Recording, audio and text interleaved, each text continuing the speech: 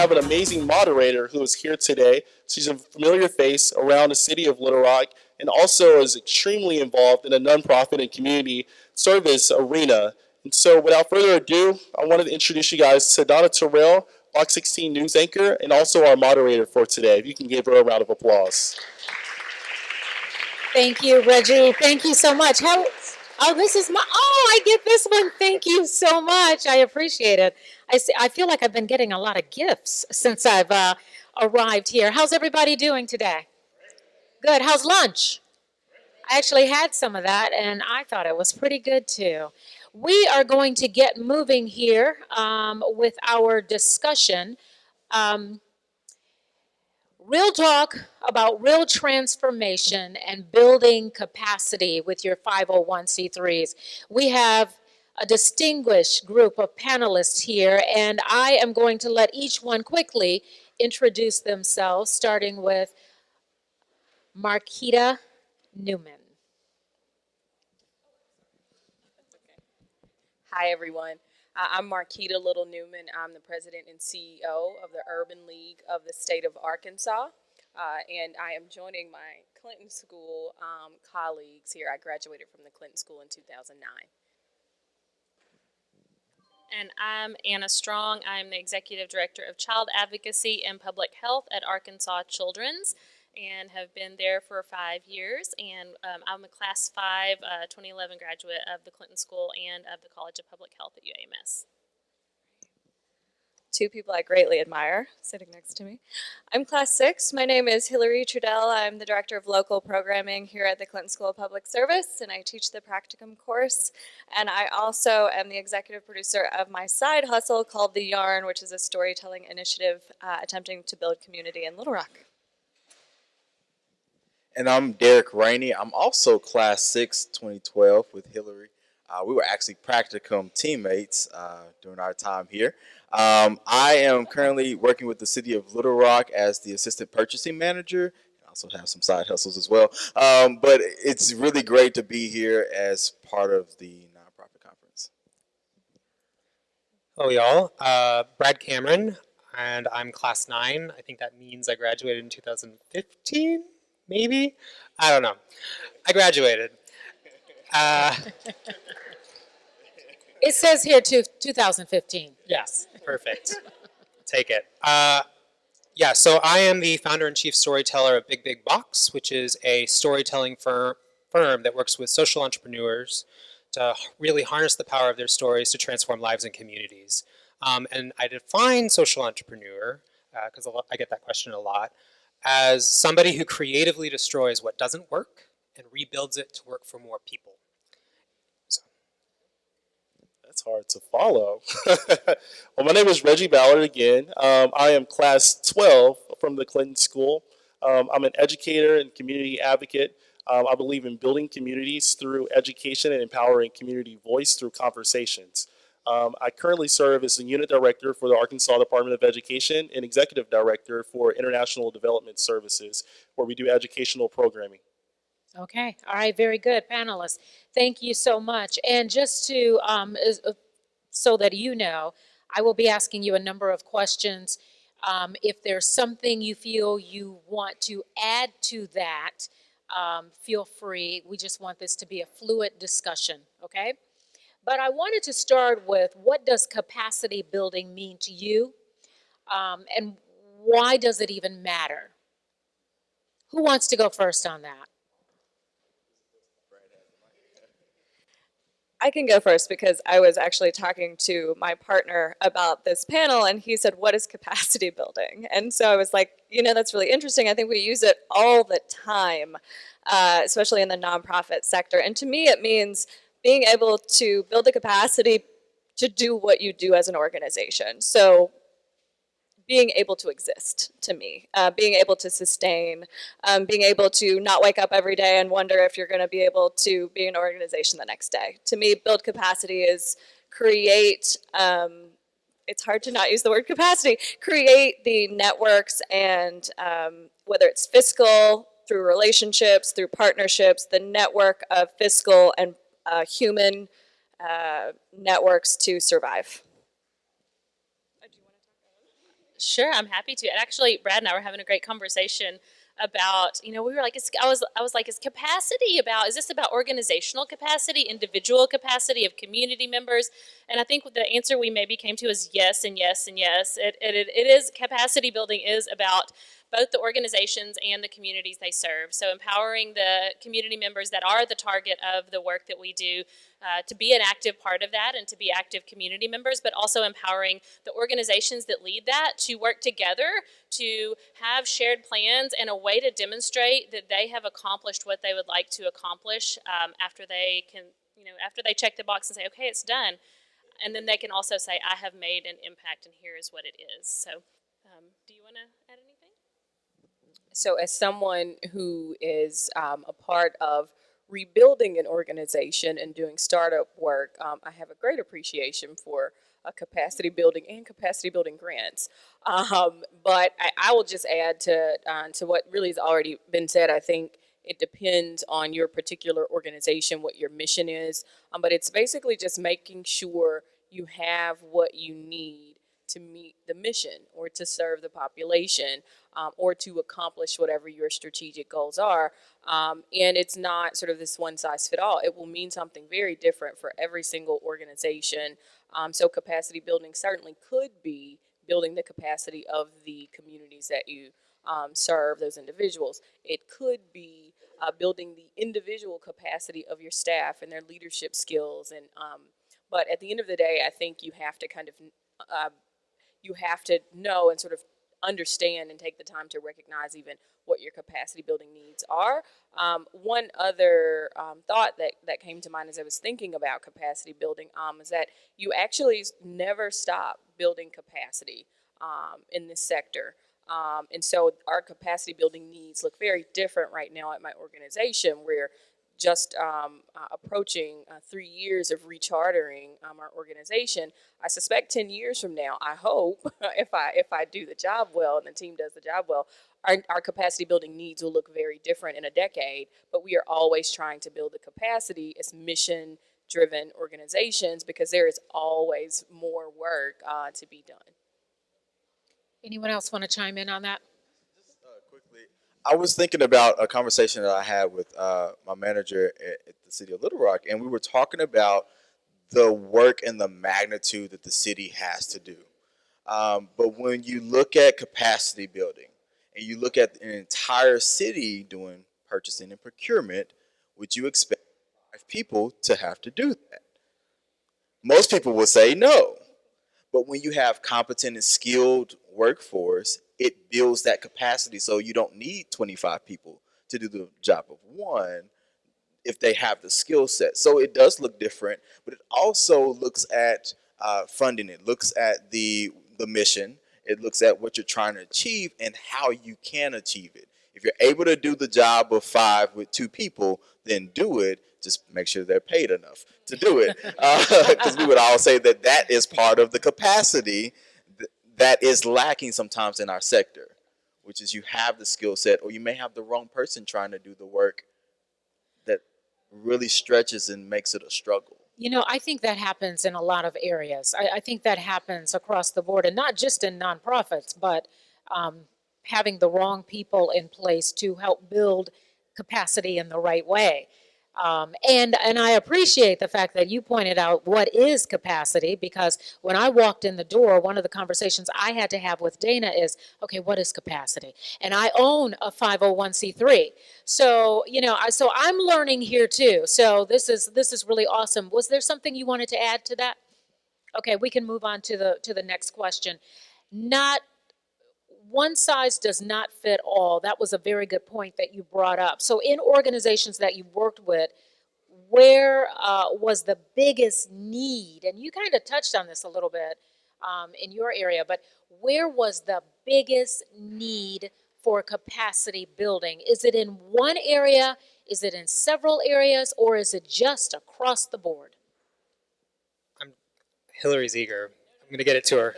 Hillary likes to talk. So in a former life, I used to work for the Winthrop Rockefeller Foundation, which is a statewide funder whose new mission is to relentlessly pursue economic, educational, social, ethnic, and racial equity for all Arkansans. Pretty hefty stuff. And at my time at the foundation, trying to build this new system and build the nonprofit infrastructure, we continuously saw one of the biggest gaps is in leadership development. We often see an organization's logo and we forget that people are behind that logo. Transformational leaders need to be behind those logos. And what I mean by transformational leadership is somebody who is able to get their organization into a place where they're no longer afraid of whether or not they can keep the lights on, but whether they can literally transform systems so that people get an extraordinary education that they deserve, that they have employment opportunities. And so it's moving from this like scarcity mindset, which is easy to fall into as a nonprofit leader, where it's hard to find resources, to an aspirational, transformational belief that true change that's sustainable and long-term can happen. I kind of chime in on that. I feel like there are multiple areas, but I feel like, to your point, Brett, the largest area is that mission, that vision. I think sometimes people get so caught up in kind of the day-to-day or the grind or looking for different funders to try to make that vision happen. But I think having the leadership capacity built into their organization, making sure that everybody is a leader in the organization. You don't have any workers. Everybody is a leader. Everybody is a part of the team.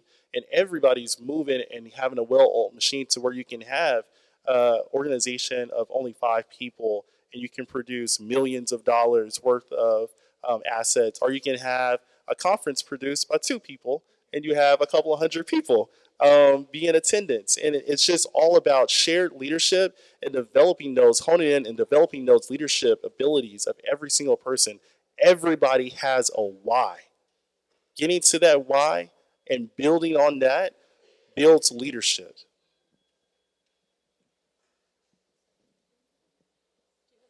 Of course. I always have something, Hillary. I mean, we know me. But one of you asked what were the needs or in the past. The biggest needs for building capacity, where are there? And where help me figure out where they are is what I'm trying to ask. So I think that may vary depending on every organization because they're going to have a specific area to serve. But one thing I think about is where the problem is to finding a solution. So one of the organizations I used to work for was City Year, and it's an AmeriCorps program. AmeriCorps was started because there was a need across the nation, and it was modeled after a solution to a problem, which was Peace Corps. So that's capacity building in itself, which is finding where the solution is and finding a way to replicate it and make it personal to you. So for instance, if we're in education, you may not need a lot of executives, but you may need people who really can get down on a level of the children or whatever you're trying to serve. I just want to throw that part out there because it will vary, in my opinion, but I do believe it's finding the solution that works and then applying it to the problem. Yeah, and I want to echo the leadership development and just to kind of step back, human development. I think, so I used to work for the Human Rights Campaign, huge organization out of DC, has 30 steering committees across the country. I've also worked for very, very small organizations, and I'm a part of one that is just starting. But I would say, and so there are different needs depending on where you are financially in terms of your money and your staff, but I think we as people working for causes also need to understand what our human capacity is.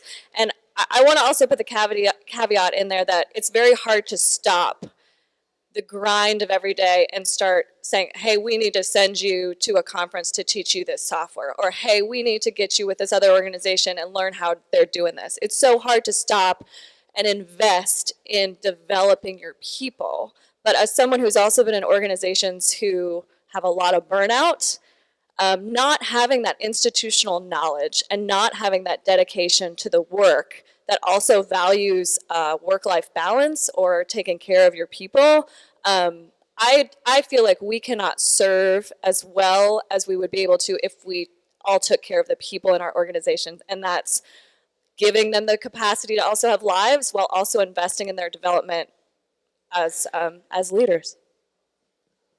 Great, and I'll toss out there too, one of the gaps that I really see and that I have the ultimate privilege of working on a regular basis is, for lack of a better term, silo busting. So how do all of us as individual organizations in this room build shared plans and execute upon those? I think we need more time in the same room together. I've had the extreme privilege of leading the Natural Wonders Partnership Council for the past 5 years. It's a coalition of organizations that work together to improve the health of kids in Arkansas. And we have been doing that for many years. Actually, Dean Skip Rutherford here was one of the Arkansas Children's Hospital board members that helped to found that coalition. Marquita's been a member. I think Hillary's been on the group too. So we have a lot of folks that come together, and we use the process the Clinton School teaches us: a needs assessment, a shared plan with measurable goals, and evaluation to do that. However, I think that one of the challenges I see is getting the nonprofits and the other organizations that are part of our coalition to think big, to think about that scary word policy when we know that we need to move policy to impact all 710,000 kids in this state. We have to be able to think about levers bigger than programs. So getting from that amazing work of supporting programs and that day-to-day of touching the kids or the people that we serve, we have to get to that place where we can think about changing the system that governs why we are the way we are and the things we want to change. That was great. I was going, oh, absolutely, systemic change. So I will just add to that. So I think if you did a survey, even an informal, probably even in the room, of nonprofit leaders, and you said, where's the greatest capacity needs of your organization, most of us would say funding, money. But I have come to recognize that actually isn't. And a few people talked about human development or leadership development. I mean, I think they really covered most of what I would have shared. But what I would add, just add a bit to that, is leadership development. It's not really about who's in charge or who's going to run this piece of the work. It's really about empowering each individual person to own whatever they are responsible for owning, and to execute that in an innovative way, and to have a vision and think about sort of the future or the next steps, or how can we do this better or differently. And so leadership development is really not just about whomever is the head of the organization being developed into a leader, but it's really about empowering your entire team and your entire staff. I also think a really important area, as a former board member and someone who has worked with a number of boards, I think capacity building on your board of directors is really important, especially for organizations who have limited resources. Most of the people on your board have probably some experience or a connection to every single resource that you probably need, whether it is financial management, whether it is strategic planning, or they've been an executive in a role and can provide some level of coaching. And so figuring out how to maximize the skills that your board of directors brings to the table, and oftentimes clarifying sort of roles and responsibilities, I think can be really helpful for nonprofit organizations as well. I think that was all of your answers. Thank you very much. They were all very good. I think, I'm wondering in this room, how many of you own a small nonprofit? Okay. You all have board of directors, correct? Yeah, sometimes, and you touched on this, sometimes we get the wrong people in place as on our boards. I have a nonprofit, and sometimes I might have a good friend. She's a great friend. I want her to be on my board because she's such a good friend.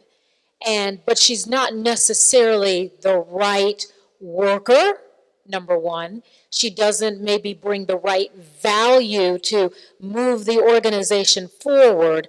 I mean, there are a number of hindrances, even though she's such a good friend. So I think sometimes we get confused with that, especially with the smaller and perhaps even the larger nonprofits, when we look across the room and we say, okay, we need more people, let's just get more people, as opposed to getting the right people who bring value to that, to help you build that organization.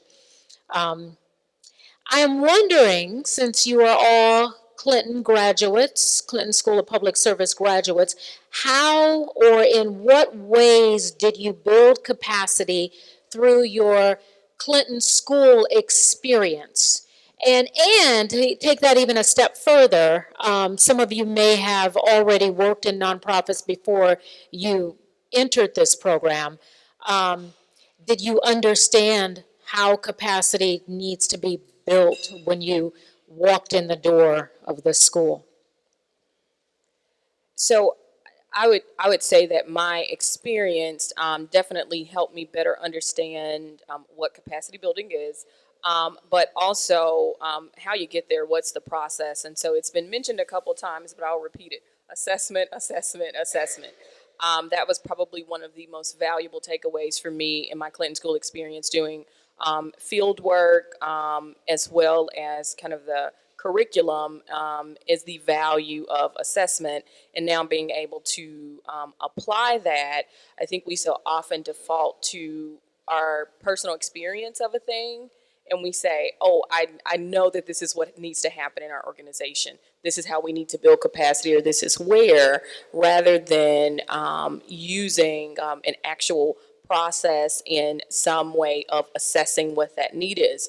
And I'll even give you an example in our own organization. As we're thinking about, we have a few board slots or people whose terms are about to end, and we needed to figure out how to assess and come up with a way of determining what even our board needs were. And so we are doing a gap analysis where we're looking at the skill sets that are already there, and then we'll use that to guide who we bring on board, or the board recruitment process. Some may be our friends, but Maybe, some sometimes may work. not. If they don't fit based on that assessment of what our organizational needs are and what skills we already have at the table, they may not. It may steer us in a completely different direction. And so certainly that's been very valuable for me as a student and a practitioner in the sector.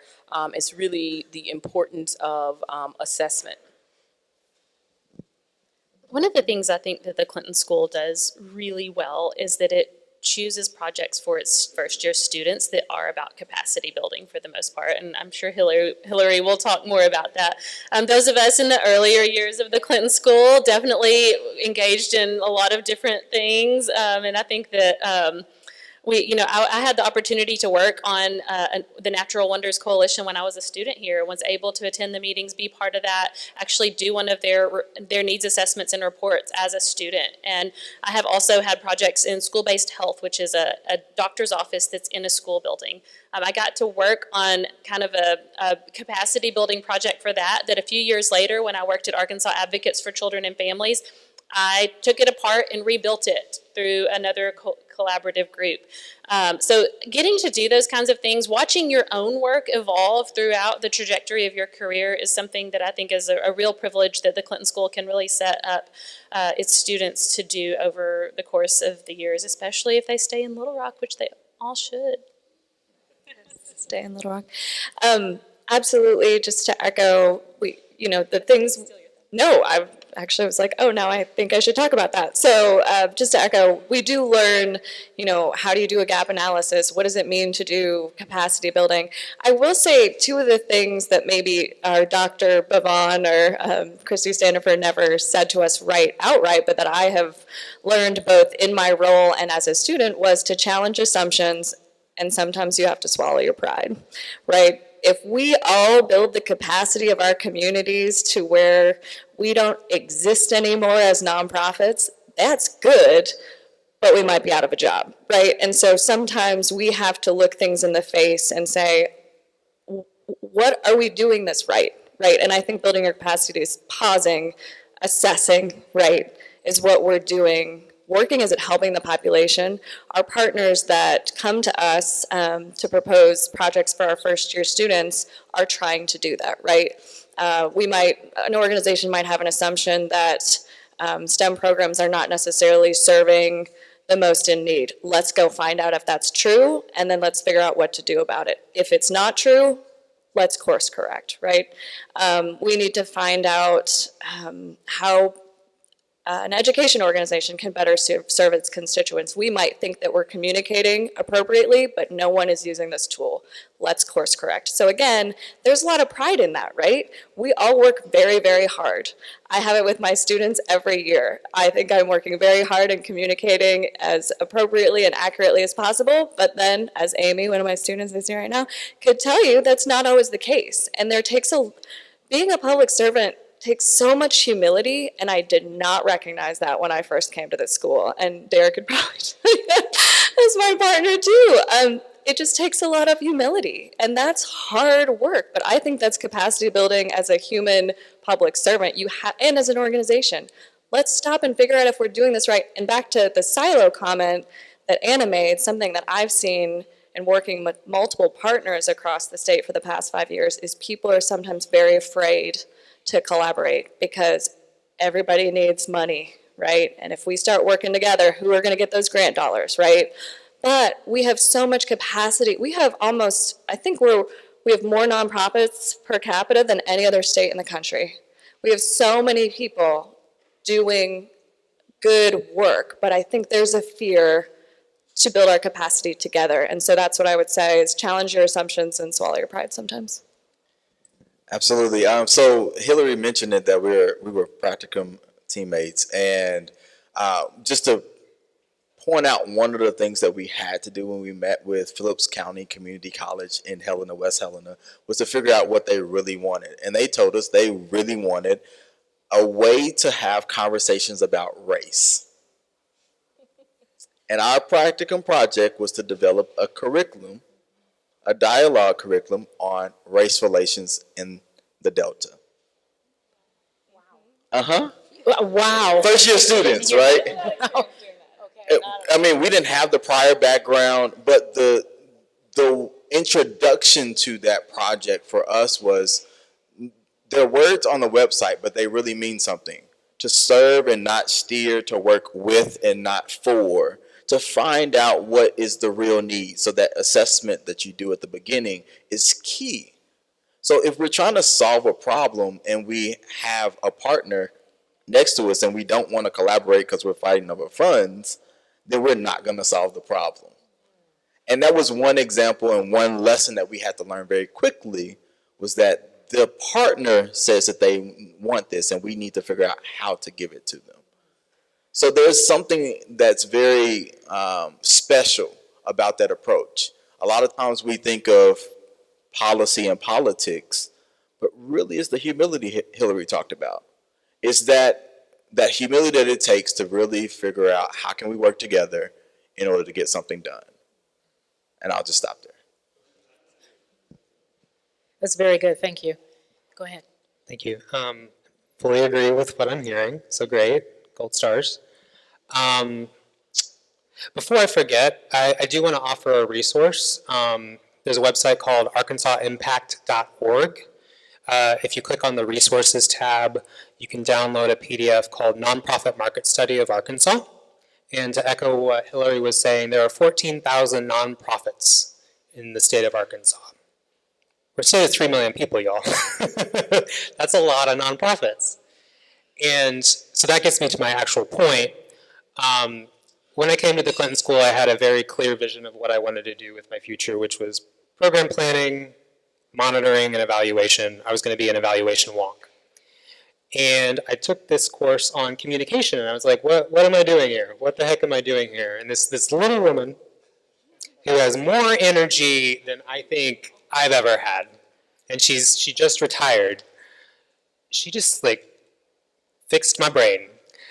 She was teaching communication, and what she taught me is the power of story and how it actually shapes not just our little microcosm of the world at our organization, but also the world around us as well, the people and folks that we touch.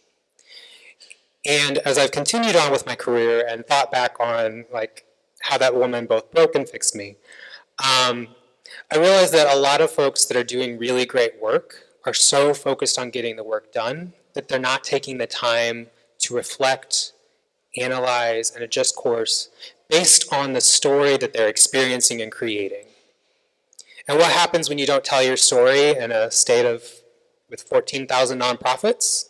Somebody who is telling their story is going to get the attention, the volunteers, the resources. So our stories are really important, not just because they get dollars in the door, but they also internally give us a sense of purpose as for why we're doing the work in the first place. Because when you know your why, the likelihood of you burning out is going to drop tremendously. Because every day you wake up with this story in your head, and you're saying, I'm continuing to write this better story for the future of my community. All right. I don't know how to follow all of that. It's dropping gems. I would say with the Clinton School, the biggest piece that, big takeaway for me was with the Practicum Project, which is a year-long service project, is the community philanthropy. And I had the opportunity to serve as the GA for the Center on Community Philanthropy, which is also a really amazing resource. We're going to have some team members from the Center on Community Philanthropy on the panel later tonight. So I won't go into too much detail, but really working in communities and building my capacity to work in communities to help other people. It's not me coming into a community to be Superman or me to use all of the tools and information that we learned at this school and be able to manage it. It's for me to be able to learn these tools and then go into the community and teach them and empower them. I think nonprofits, I think someone mentioned working themselves out of a job. Like, that's the goal for me. Like, I want to work myself out of a job. The world is full of issues that I could rally behind and get behind something else. If I can eradicate one piece, I promise you, y'all, there's something else that we can be out there serving and trying to help communities. So I think the biggest piece for me was empowering community voice, supplying your whoever you're serving with all the tools that you have. So it's not, I'm constantly going to a nonprofit for these tools. It's no, I'm a nonprofit and I'm a leader. I've chosen to be about public service. And so I need to be able to empower other people. I need to be able to empower communities so they're able to solve their own issues and be able to build their community themselves. Very nice, you guys. Thank you so much for that. Fox 16 created an organization. It's not a 501c3, but called Victory Over Violence. If you watch our station at all, our sister station, KARK, you've heard about Victory Over Violence. Part of the reason we did that is because of the violence that was happening there. At one point, there seemed to be, I think any violence is unnecessary, but a lot of truly unnecessary violence that was happening where innocent people were in the line of fire between rival gang members or people, families that didn't like each other, or whatever the case. So we created Victory Over Violence, and our goal was to bring these communities together because we felt like the best way to go about doing it is through grassroots. You start in your own neighborhood, you start in your own communities, and you put the word out that we're not going to tolerate this kind of violence. The point that I'm getting at is, along the way, and I was very involved with this, I started recognizing that there were so many people who had created nonprofit organizations. They actually had 501c3s. Some of them didn't, some of them did. Falls in line with the 14,000 that you mentioned. And they did not, so I have two questions here. They did not want to connect with this other organization, and we were trying to group these organizations together because we felt like they would be more effective together than separately. And many of them didn't want to do that because of pride, because this is my organization, I created this, and I helped Sally, but I'm not helping a whole lot of other people that I could be helping. So anyway, So the first question is, how do you get people in the mindset of it's okay to connect? You know, sometimes people want to have these organizations because, and I don't want to say they want to be the star, but in their hearts, they want to make a difference, and they want people to recognize that it's me, I did this, I made a difference, I made a difference. The second question is, in addition to how do you get these organizations to come together and to relinquish some of the egos, and the second question is, where do you start when you have a new organization in terms of building capacity? Because nobody knows when they're just starting out. You guys have been trained. We have not. So I know I threw a couple questions in there. You guys can answer them however you want, but help us to better understand that. Well, first, I was really excited about this question because it piqued my interest even further. Where do you start? I'll answer that one first. You start at the AR 501c3 conference. That's where you start. You start right here. If you're new and you don't know, there are plenty of organizations in here, and this is built specifically to help those who don't know where to start to find someone who is in the same boat or who has gone on. Everyone on the committee has either started a nonprofit or has been in one, and that's by design. So we can start here. So this is a new thing that we can now have a resource in place to go to start.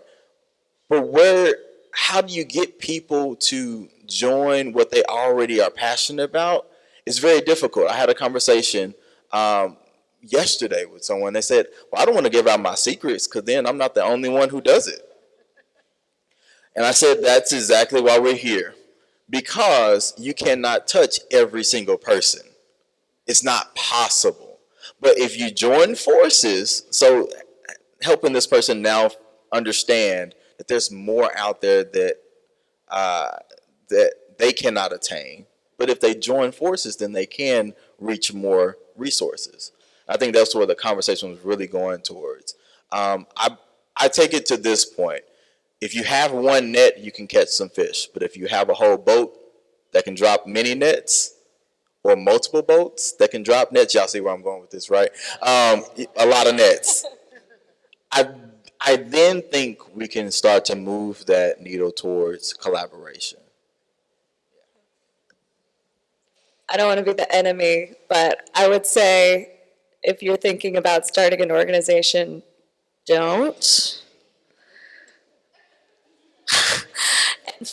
First, well, okay, you can think about it, that's cool, but find out who else is doing the work, right? And I think that, I mean, and I'll say that's hard. I mean, when we started the yarn, the first thing I did was reach out to Tales from the South, right? But that was also really hard because I feel like I know what I'm doing. I can do this well, right? Why should I have to go to someone else who's doing it? But what are we trying to accomplish, right? What is the goal? And the goal, if the goal is to build community, or if the goal is to have no kids that are hungry in this state, if that is your goal, and that's a lot of soul searching, right? Like, what is my goal? Is my goal to be a business owner who is really excited because I have all these secrets to do X, Y, or Z and I'm really good at it? Then go own a business. But if your goal is to move the needle in Arkansas and help us not have hungry kids and not have education problems and not have a homelessness issue and not have rural development issues, if that's your goal, we cannot do this without collaborating. I mean, it's not possible. So it comes back to pride, and I'm sorry I jumped in the last question, but if you're thinking about starting an organization and you're really excited about it, that's awesome. Go find out who's doing the work you're doing, okay? And try to collaborate. Just, try. I think one of the main things that we need in this community in terms of capacity building is trust. And I think there's a lot of trust that needs to be built, and we need to start telling each other our stories and start trusting each other and start feeling like if we start doing this together, we might be able to make more of a difference. I will say one little plug. The Clinton School in my department, the Office of Community Engagement, has seen kind of... Did you shut me off? I talked too much. I've seen a need for collaboration And so we are going to start this year bringing organizations together that specifically work in the food security area and social entrepreneurship, and we're going to be having facilitations on what is needed as a group. So if you work in either one of those areas before you leave today, please give me your business card so I can invite you. And next year, we're going to be looking at a different issue so that we can start convening and building that capacity. Okay, we have run out of time, and I believe Brad wanted to say one thing, so we're going to end, Brad, with you, so make it count.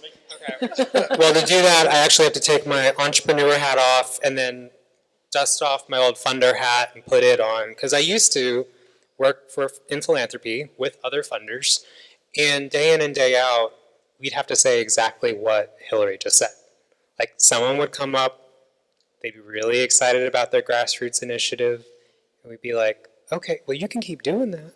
You don't have to go through all that rigmarole of getting your IRS 501c3 status. The other thing that I'll say is funders are constantly looking for collaboration.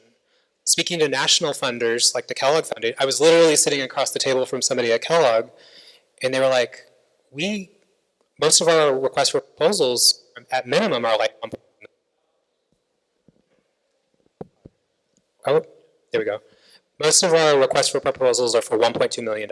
You know that there are maybe a handful of nonprofit organizations that could handle a $1.2 million grant. But you know what happens when you band together and you say, let's say it's a literacy initiative, and you say, well, we can do adult literacy. And then this other organization says, we can work with kids. And this other organization says, well, we can provide mentors. And you have this whole network of people. Suddenly, you have $1.2 million worth of work. And you can go after it together. Let's give it up for Marquita Newman, Anna Strong, Hillary Trudel, Derek Rainey, Brad Cameron Cooper, and Reginald Ballard.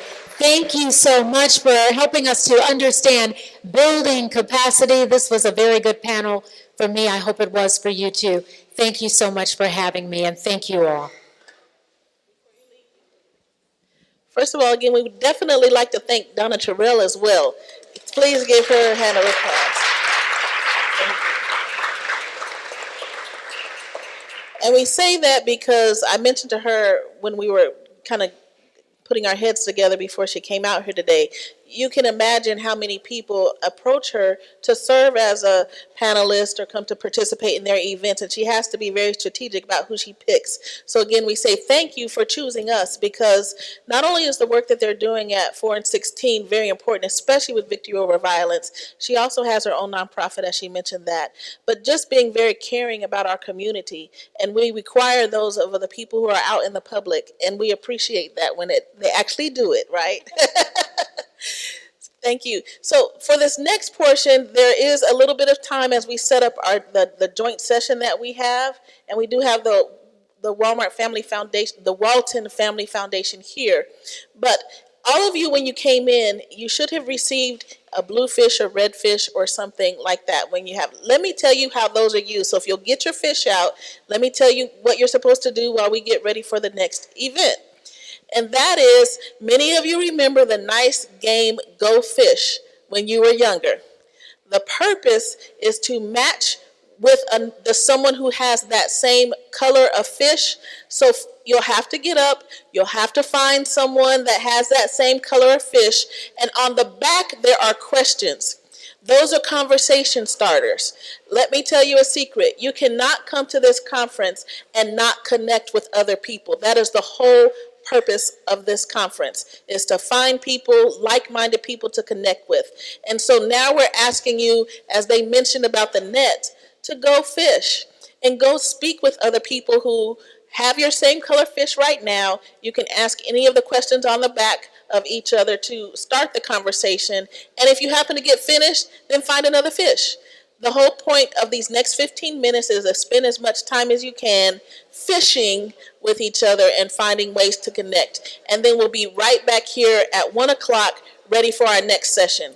So thank you so much for coming. Good afternoon. My name is LaTanya Clark George. I am on the steering committee. I with LaTanya Clark Consulting Group.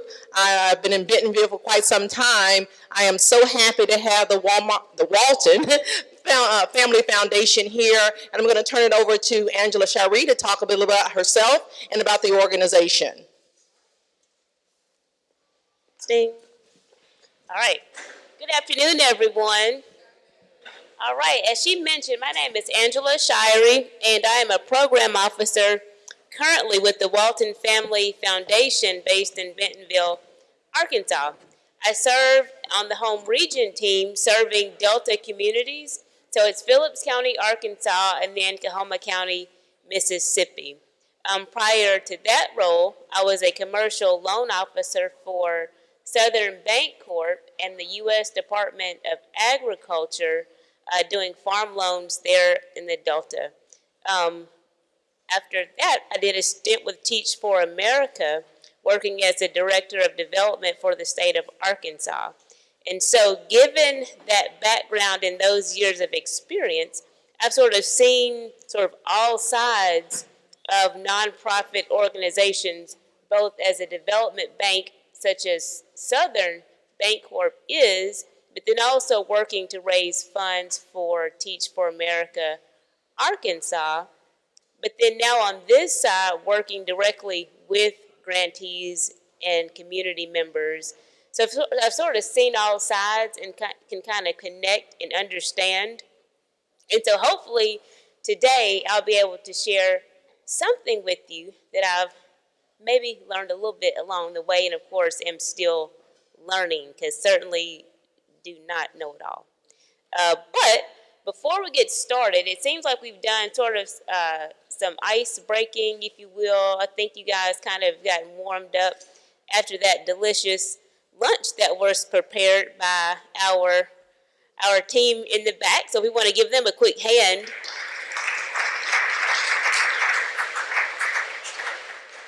I saw a number of people sort of going back for seconds. I think that speaks to what you've been able to provide for us today. But so that I can get sort of acquainted with who's in the room as I speak, because I certainly want to make this relevant, just by a show of hands, if I can see the number of startup 501c3 organizations in the room, how many are starting up from scratch? Okay, so, all right, and do we have any board members for the nonprofit organizations? Okay, so we've got some leadership, got some executive directors. Okay, program staff, I'm assuming. Now, how many other funders do we have in the room today?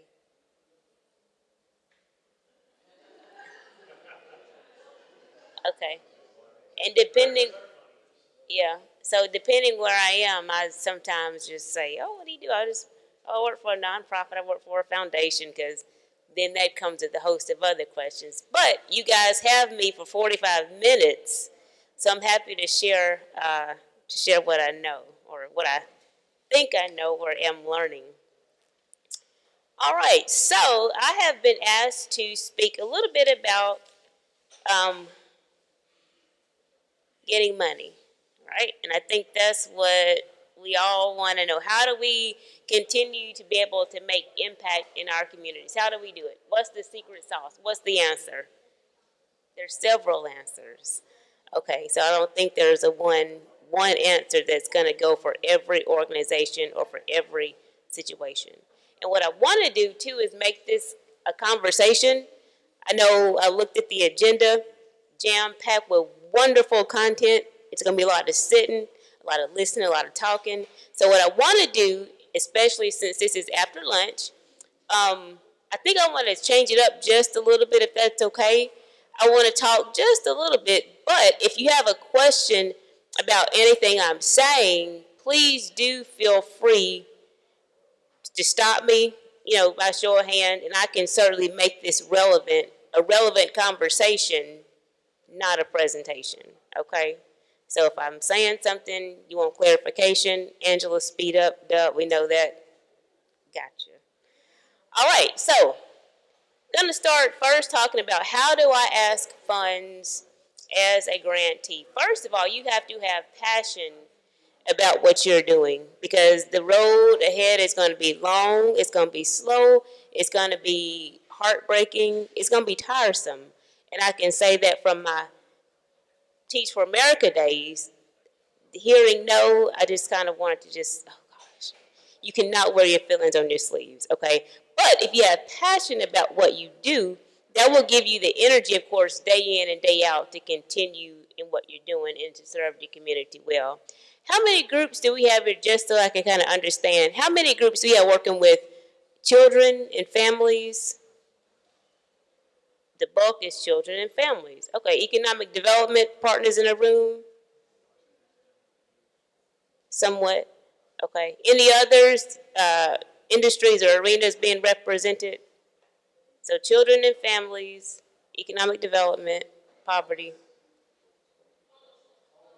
homelessness, disabilities. Okay, gotcha. Okay, so this kind of helps me be able to speak more specifically to what, to some resources that I may know of as well. Now, you believe in what you do when you're speaking to funders, while their missions may not align with exactly what you're doing. If a funder can see that you're super passionate, super committed to what you're doing, they're more apt to help you find other resources, even if they can't support you, right? So when I say that, have passion, but also be able to understand that the passion is not simply going to be the secret sauce in them giving you money, okay? Because it still has to be a professional relationship.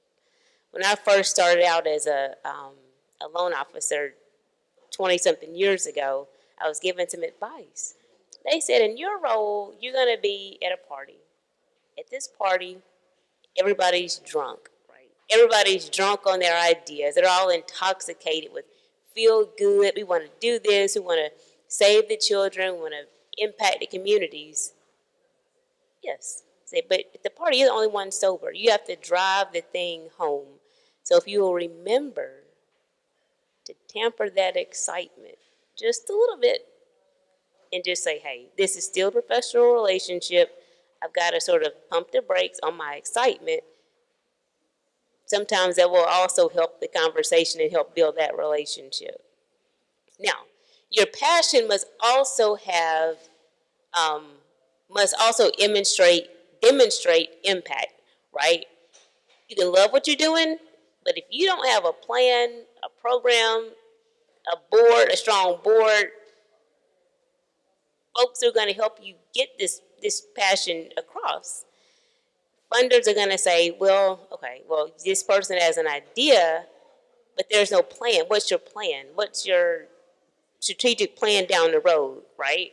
So in addition to having an idea, we've got to build out a plan. There are lots of resources in the state, like nonprofit resources, that can help you sort of build out a business plan.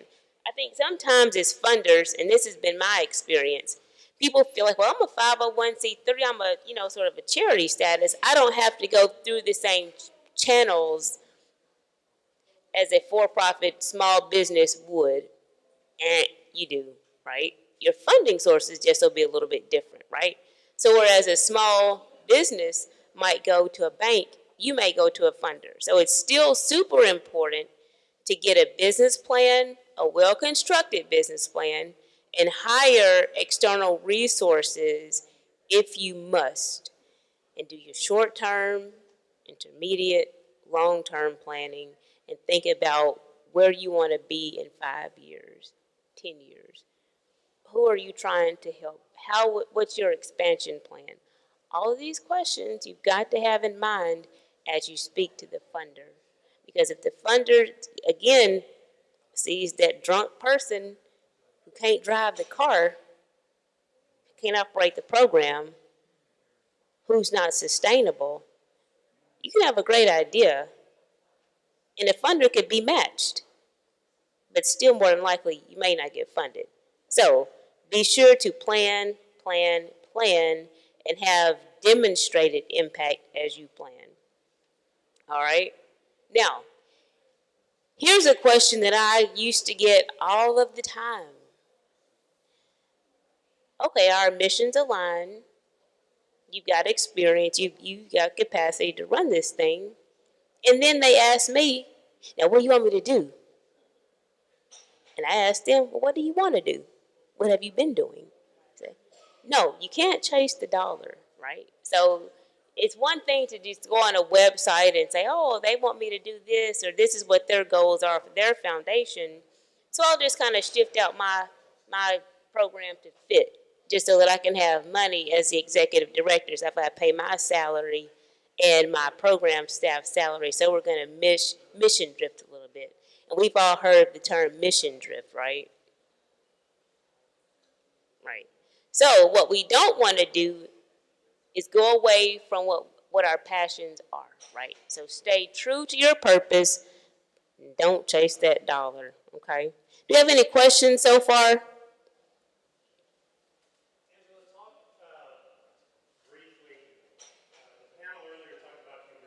Yeah. Yep. Talk briefly about the importance of a nonprofit coming to you and actually listening to what the funder is looking for. Yeah. And being able to fit that into the relationship. Yeah, that's an awesome question. Thank you so much. So with anything, of course, like you said, comes humility, right? That's going to come on both sides. One thing that I have learned personally, I listen to my grantees and they listen to me. So I see myself as more a partner than a funder or a lender, but more so a partner, right? So it's got to be a two-way conversation, right? You share with me your ideas, the funder will share with you their ideas. You may teach the funder something that they don't know, because they don't know it all. I mean, we all know that, right? So the Walton Family Foundation, what do you want me to do? No, what do you want to do? You're the one on the ground. You have the firsthand knowledge. You know, you go to church with the folks that you're trying to impact. These are your children. These are your friends, your cousins. You tell me, how does it work, right? And then we can sort of align together. It's not a one-way, you do this, we've got all the answers because we've done the research so that we know. No. Sometimes we don't know. So sometimes it's up to us to listen, but then it's also on the grantees to also listen. So it's got to be a two-way street. Humility goes both ways, of course. So definitely see yourself as a partner with it all. Thank you for that question. Any more questions before we move on? Okay. All right, so once again, I said, do your research and identify your funders. There are different resources where you can find, those who will support your ideas. So there are different types of funders. So there are corporations who give to your mission, like Blue Cross Blue Shield. Delta Dental has a number of programs that they support in their communities. So never forget about corporations. I think the Walmart Corporation, is one of the biggest ones, and they do those community grants. And so I'm often asked, well, Walmart, you work for Walmart. Kind of, sort of, not really. Can y'all give us money? Well, Walmart's one. Yes, I'm dinging the bell. Walmart. But then there are also others in your communities who will also fund your idea. So don't forget about the large corporations in Little Rock and Northwest Arkansas, and then also across the nation. A lot of big corporations who may not be located in Arkansas do support the Delta. That's one thing that I've found over the past 2 or 3 years. There's so many resources who want to support the Delta. We can have a conversation afterwards and I can share some of those with you. We just actually hosted a big summit back this past fall. There were foundations and corporations from all across the country because they wanted to help, but they didn't know how. That's again how you can teach the funders what's happening in our small rural Delta communities, so that they can then maybe shift their priorities and their agendas to support our communities, right? So I think that sometimes we're the ones in power as local community, as the 501c3 executive directors and board members, so on and so forth. to educate those out there, right? So again, do your research, identify your funders. They can be corporations inside Arkansas, outside, big and small, right? Then there are also, of course, the foundations like Walton Family Foundation, Arkansas Community Foundation, who has affiliates in every community. So it could be, say, your Faulkner Community Foundation or Phillips County Community Foundation, so on and so forth. So do your research. There are a few websites, and I'll list these here for those who may not be aware, but foundationcenter.org has quite a few. If you've not been there, it's foundationcenter.org. DonorsChoose.org is another good one. And then the Council on Foundations. Ma'am. The last one was the Council on Foundations. And also note the Southeast Council on Foundations, and they work specifically with foundations who are based in sort of the southern states, and so they have a wealth of resources too that can connect you. So of course, you know, we all know the web research is a great place to find stuff. One other thing that I'll mention, and this may be a funder's secret, but then also check out the Chronicle on Philanthropy, right? And so, although you may not work directly in the field of philanthropy, certainly there are lots of resources that the practitioners use and share that you can find or that you can or should use to your advantage as well. So the Chronicle on Philanthropy is one of the leading publications too that will have a number of workshops, conferences, so on and so forth that you can use. Okay, so foundationcenter.org, Donors Choose, Council on Foundations, and the Southeastern Council on Foundations. Okay. Any questions? So we've got corporate funding, foundation funding, individual funding. How many of you all raise money from just local community? Who relies on individual giving? Most of us in the room, okay. Usually those can sometimes be the most organic. They can be the most tricky. Because if you remember, if you're from a small community, everybody's asking that same 5 families, oh, we're gonna do a back to school drive, backpacks, got a, food pantry, can you give whatever? Remember, everybody's asking those 5 families and they've given. So be sure, to use your community, because as funders are asked and approached, they're going to say, well, what has the local community done to support your group? Okay, and so it's going to show a lot of people where there may not be big dollar amounts. It will show that the local community is rallying behind what you do. It also shows your ability as a leader to build those relationships to garner that community support, okay? So sometimes when you talk about support, it's not necessarily dollars, but sometimes it's just the people support. Are you well respected in your community? Do people believe in you? Okay, so maybe I'll believe in you as well. So never discount non-financial support, okay? And that goes for in-kind donations as well, where a place may not give you rent. They may say, oh, okay, well, you can operate your program out of here, or we can use our employees to support your project.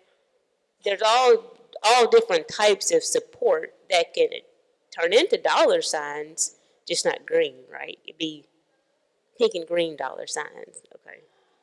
All right, okay. Let me move on. All right, so be very resourceful as you search, okay? Questions about that, about your types of research, your types of support. All right, we're good there. All right, so always start with a phone call. Introduce yourself, introduce your project. From a funder perspective, and I just want to be very candid, be sure to mind the time, right? I'm going to go back and back and back to that intoxicated, excited, nonprofit 501c3 person, right? We're on the phone, we're talking. You know, hello, this is Angela. Hey, Angela, you know what? Be sure to be respectful of your funder's time, tamper the excitement, and then, ask them, after your brief, maybe 2 or 3 minute intro, if they will accept or if they are accepting proposals. Some organizations will accept, I don't know if this is anything speaking to me, Rotten Tomatoes, I don't know, we're throwing pins now these days. But, you got me off track here. But be sure that you mind that time, right? With the funder, as if they're accepting proposals. Some organizations, depending on who they are and how they operate, will just send it to me, I'll look at it. Some will only operate if it's invited or accepted. A lot of the times, personally, the way we work is we don't just really accept anything, because think about it, we'll get stuff all day long to where the point we can't even process what we've got. So, what I would recommend, and I can't say do this, but what I would recommend is to say, are you accepting proposals? And remember, a proposal or a sharing of your idea is different than an application, right? So we invite applications to review. They don't just accept proposals. So understand and find out, how that organization works, because certainly you want to get off on a good foot. You want to be excited. You want to be assertive, but don't be so aggressive. I'm going to send you this and tell me what you think. Well, I think you shouldn't send it. But anyway, but be sure to understand sort of how they operate.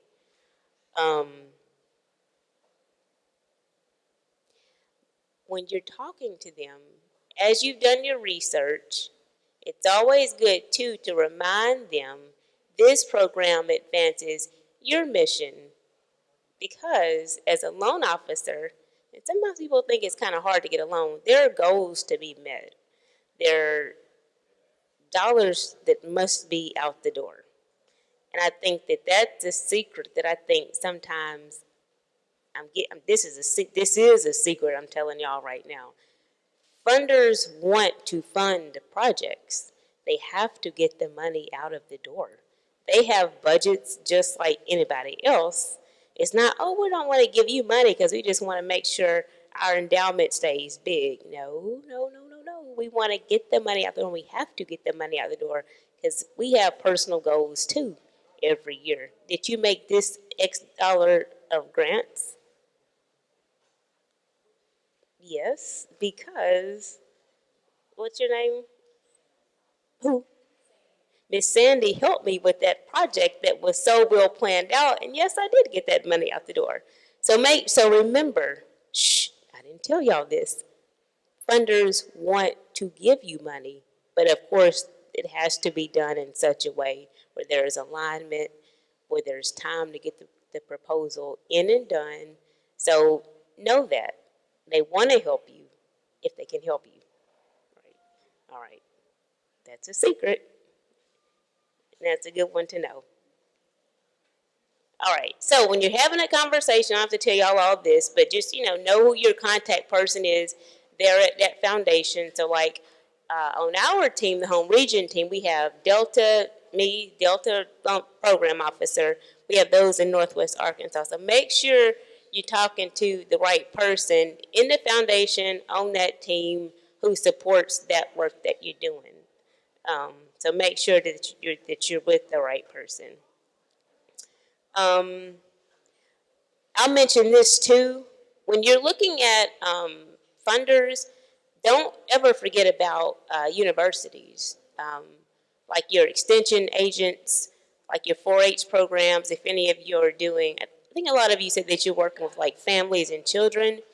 Remember your extension, your local extension agencies there, and they're of course affiliated with the U of A system, but they have lots of programs that support children and families also.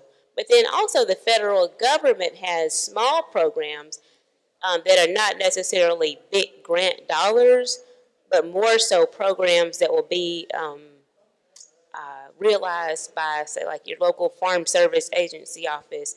If you're doing something like we want to take kids out and show them like fresh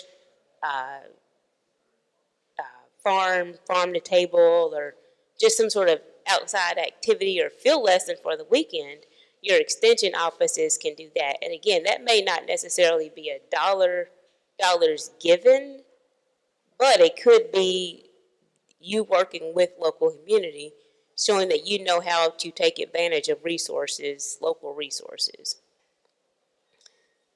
All right, any other questions about how to research, where to look, how to navigate that process with the funder? Yes, sir. I'm gonna start charging you. So one of the questions, I've sat on both ends, both sides of the table, so to speak. Uh-huh. But one of the questions that gets asked a lot, and I ask a lot, is to see the grantee's budget. Mm-hmm. Talk to me about the importance of two people come in with an idea, why you might choose one over the other based on how organized and ready they are to present. Oh yeah, well, preparation is everything. I mean, someone comes in there with just the idea, great. You know, this other person has their dollars mapped out. So much is going to go towards programming. So much is going to go towards salaries. On most tax documents and personnel is first. And I think y'all know where I'm about to go with this. If those top lines are going to tip over the scales, and so of a $100,000 budget, we've got 75 going towards personnel, and of that 75, 50 is for the executive director. Half the budget is, so that's going to be a red flag. And what is this 501c3 really supporting? Communities or a job? Let's be real, right? I think this is what a real conversation, real talk. And I've seen this over and over and over before. I've got friends. I'm going to start a 501c3 and get a grant so I can make money. I didn't say that now. Don't throw that pen at me again. But we all know some people do that. So just be sure that when you're building out that budget, it's balanced, right?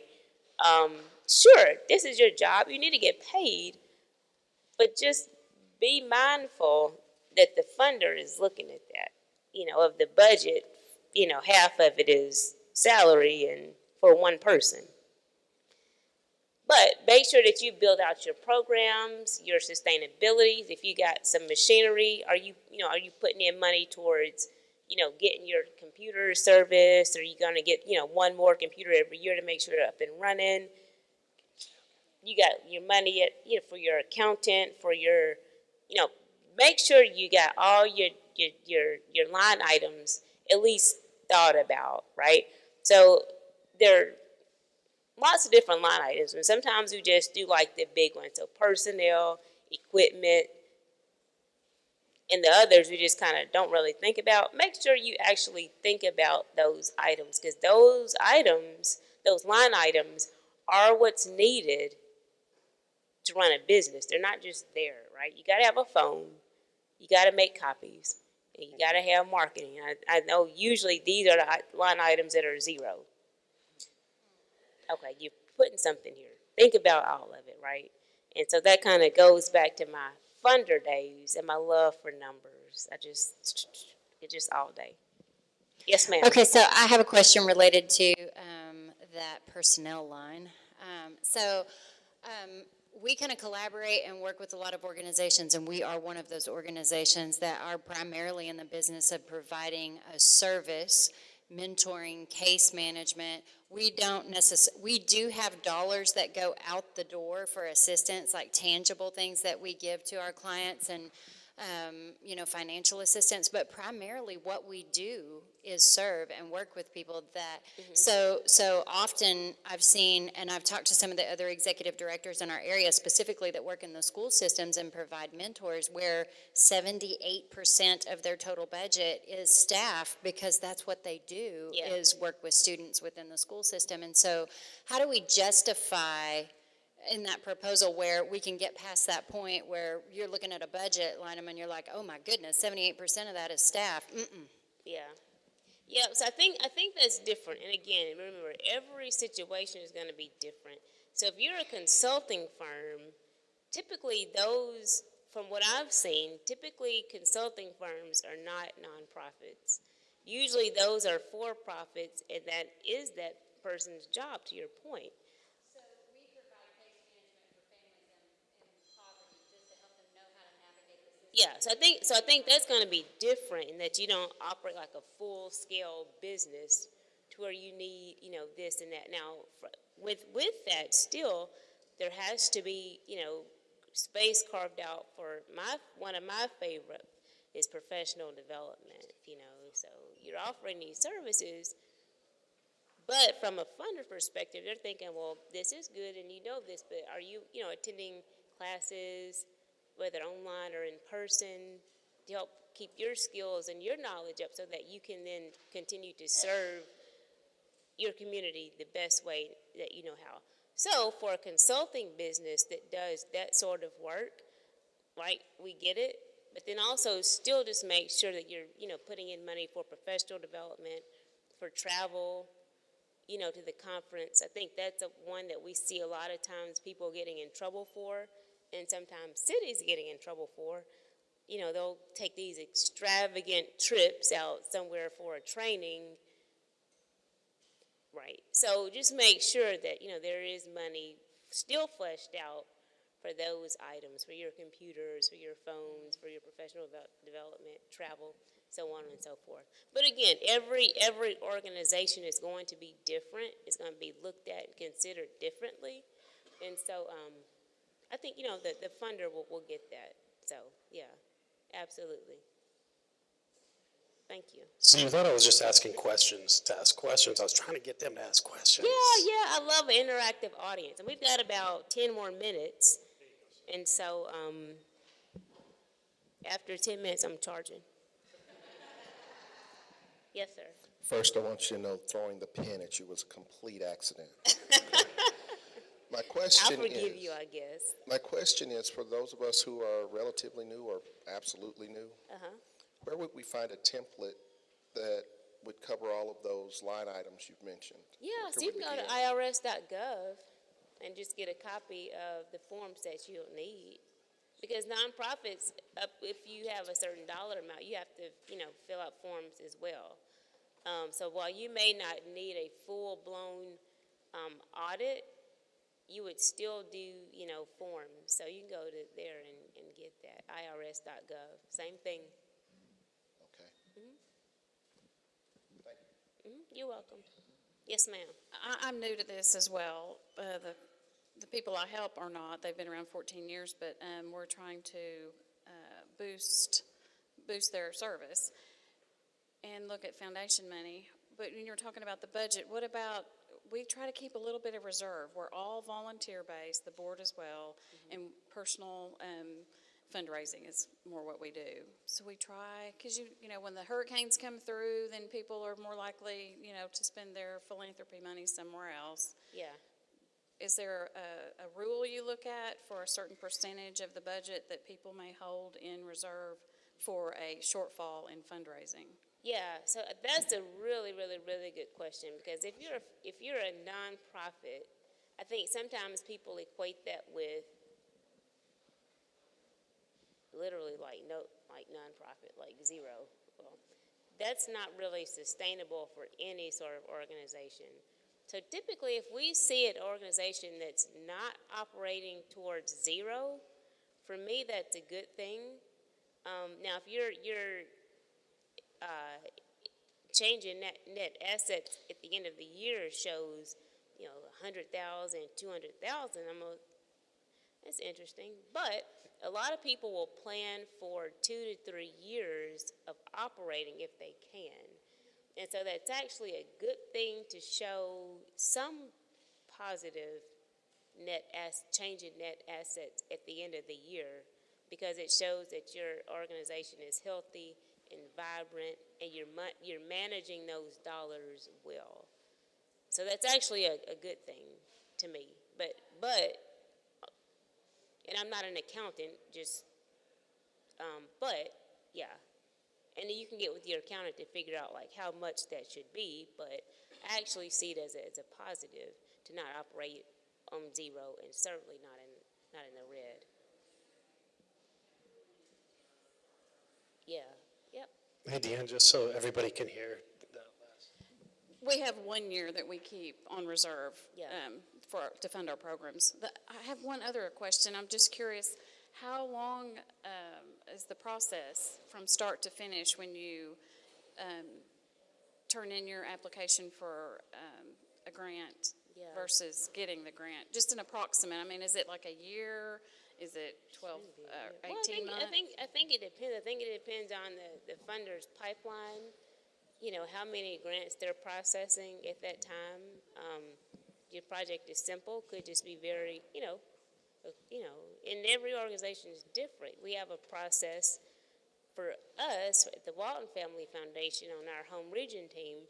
We do we give a 6-week window from the time that the application is submitted to the time that your check is given. And that's just the way I operate, because I have to have time to get it in, review it, do my write-up. The team, will review, edits, and then the directors review. So that's just the way I do it. Now, I have colleagues who may do it more, do it less, but that just goes from the time the application is actually submitted to the time you get your check. And everybody's different. She mentioned something about reserves earlier. Can you kind of speak to the fact of not seeking to try to get grants and foundation money to try to build money, because that's really not the intent, and the struggles there within, as well as startup nonprofits and even existing nonprofits living off of grants and foundational stuff and not building other resources to kind of build from? Yeah, so this is really good and very, very interesting. Right, so you certainly want to get grants to support your programs. Usually what I've seen nonprofits or 501c3s do is just try to get by. This year we need this. Poor things. I've got one grantee over in Mississippi, and they almost operate from month to month, like 2 months in advance. And so they're constantly trying to raise funds so they can even just pay their salaries for their employees 2 or 3 months in advance. And so what I've seen in this area, because it's this area, people are just trying to get dollars to support their annual budget. I think as you move forward and as your organization matures, I think you can then maybe shift the conversation a little bit to like sustainability sort of funding. But there's annual operating funding, and then there's also plans for sustainability. And the way a funder may look at that could be different. Some may only want to support programs now, and some may want to support long term. So like you can go to, say, the Arkansas Community Foundation, where they may have like an endowment of a family where there are less restrictions. And they may say, well, yeah, we want to, start an endowment to support this for years to come. And so, again, there are different ways to fund your program. There are different narratives. Every organization has a different point in where you are at that moment. So where, you may just want to go from year to year. You may be thinking about year 2, and you may be thinking about year 5. Let's do an endowment. So I think it's going to depend on the type of funding and the funder. We have time for one more question. If somebody's got to go to Matthew. Make it a good one. So I would love to hear about what was the most attractive project you funded and what made it so attractive. Yeah. So my program areas, and I didn't talk about this, I do after school, so youth engagement and development with the focus on after school programming. We do public safety, and then we do targeted job creation. One of my favorite, there's so many. One of my favorite is there's so many. I always go back to this story, but it's called Griot Arts over in Clarksdale, Mississippi. And if any of you all tell my other grantees, well, y'all were her favorite, I'm gonna get y'all. I remember who's in here. But anyway, so they offer fine arts to children over in the Delta. So they show them like choral music, like how do you actually breathe from your diaphragm, and there's instruments, and it's not just like your basic instruments. It's like they're teaching kids how to play like the violin, the cello, just those things that the fine arts that students really wouldn't get otherwise. And so they're in theater and acting, and so but they're using these as sort of creative expressions and outlets that are, I say it sounds kind of weird for children, but to relieve the kids' stress, because we all know what sometimes our kids go through in their home lives when they leave school, right? So it sort of gives them a creative outlet and expression. And when I go over and I see just sort of the creativity that's unleashed, it seems like when they get there, it's not I'm this person, I'm that person, boys against girls. It's like it almost levels the playing field in the way they've been able to do this. But there's theater and acting, there's choral music, there's fine arts, so there's also painting and drawing. But they do it in such a way to where it is just such a rewarding, program. And they talk and, so I think any time that you can serve a child, but you can actually see how that child is transforming, and you can see how that's going to then benefit the community later on and serve that child better.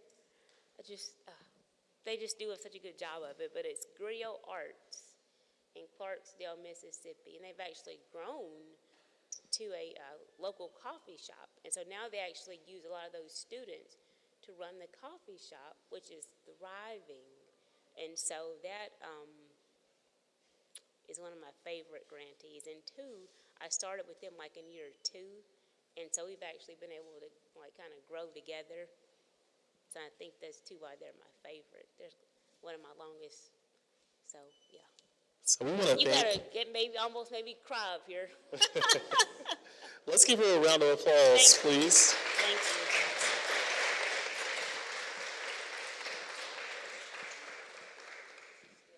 That's okay.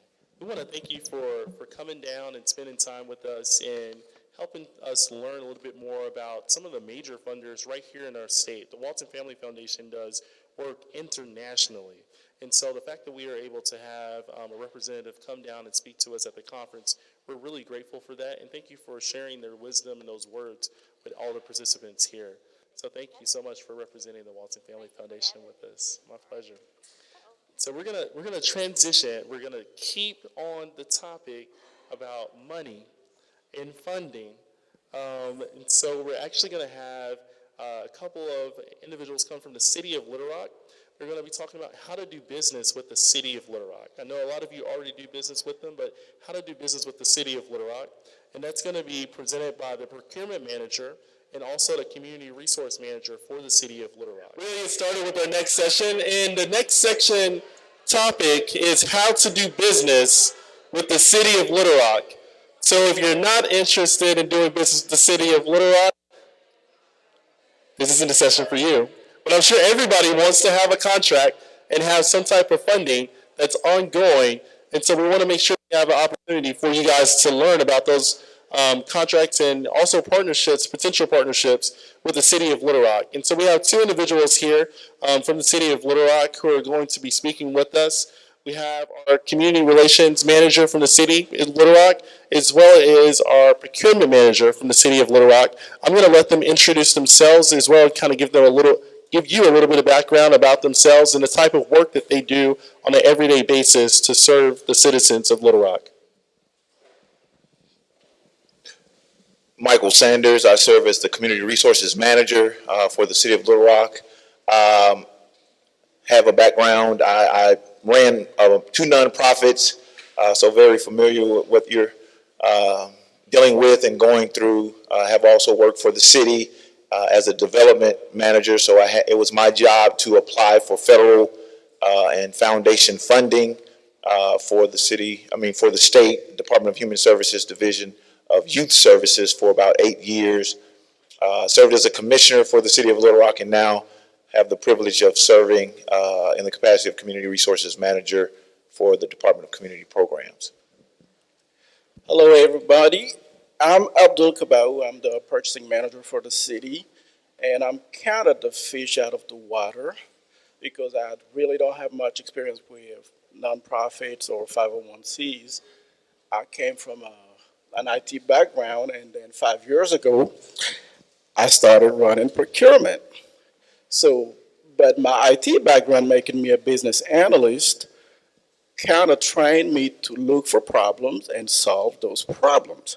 So ever since I became procurement manager, I started looking at the small business and minority business environment and trying to figure out what the issues were and how to fix them.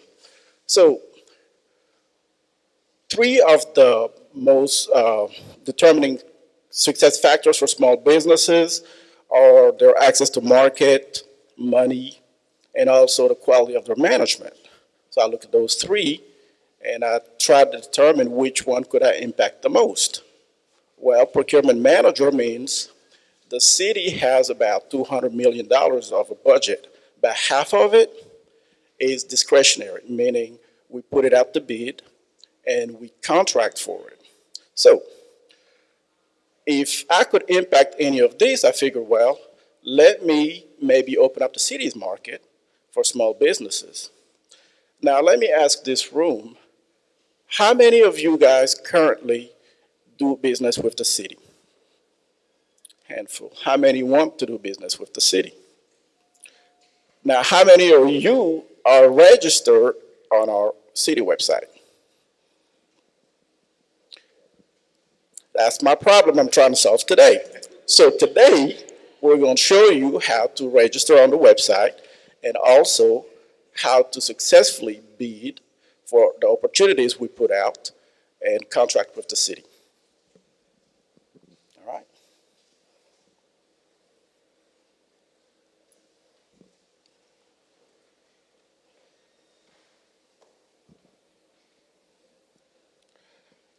What we're getting.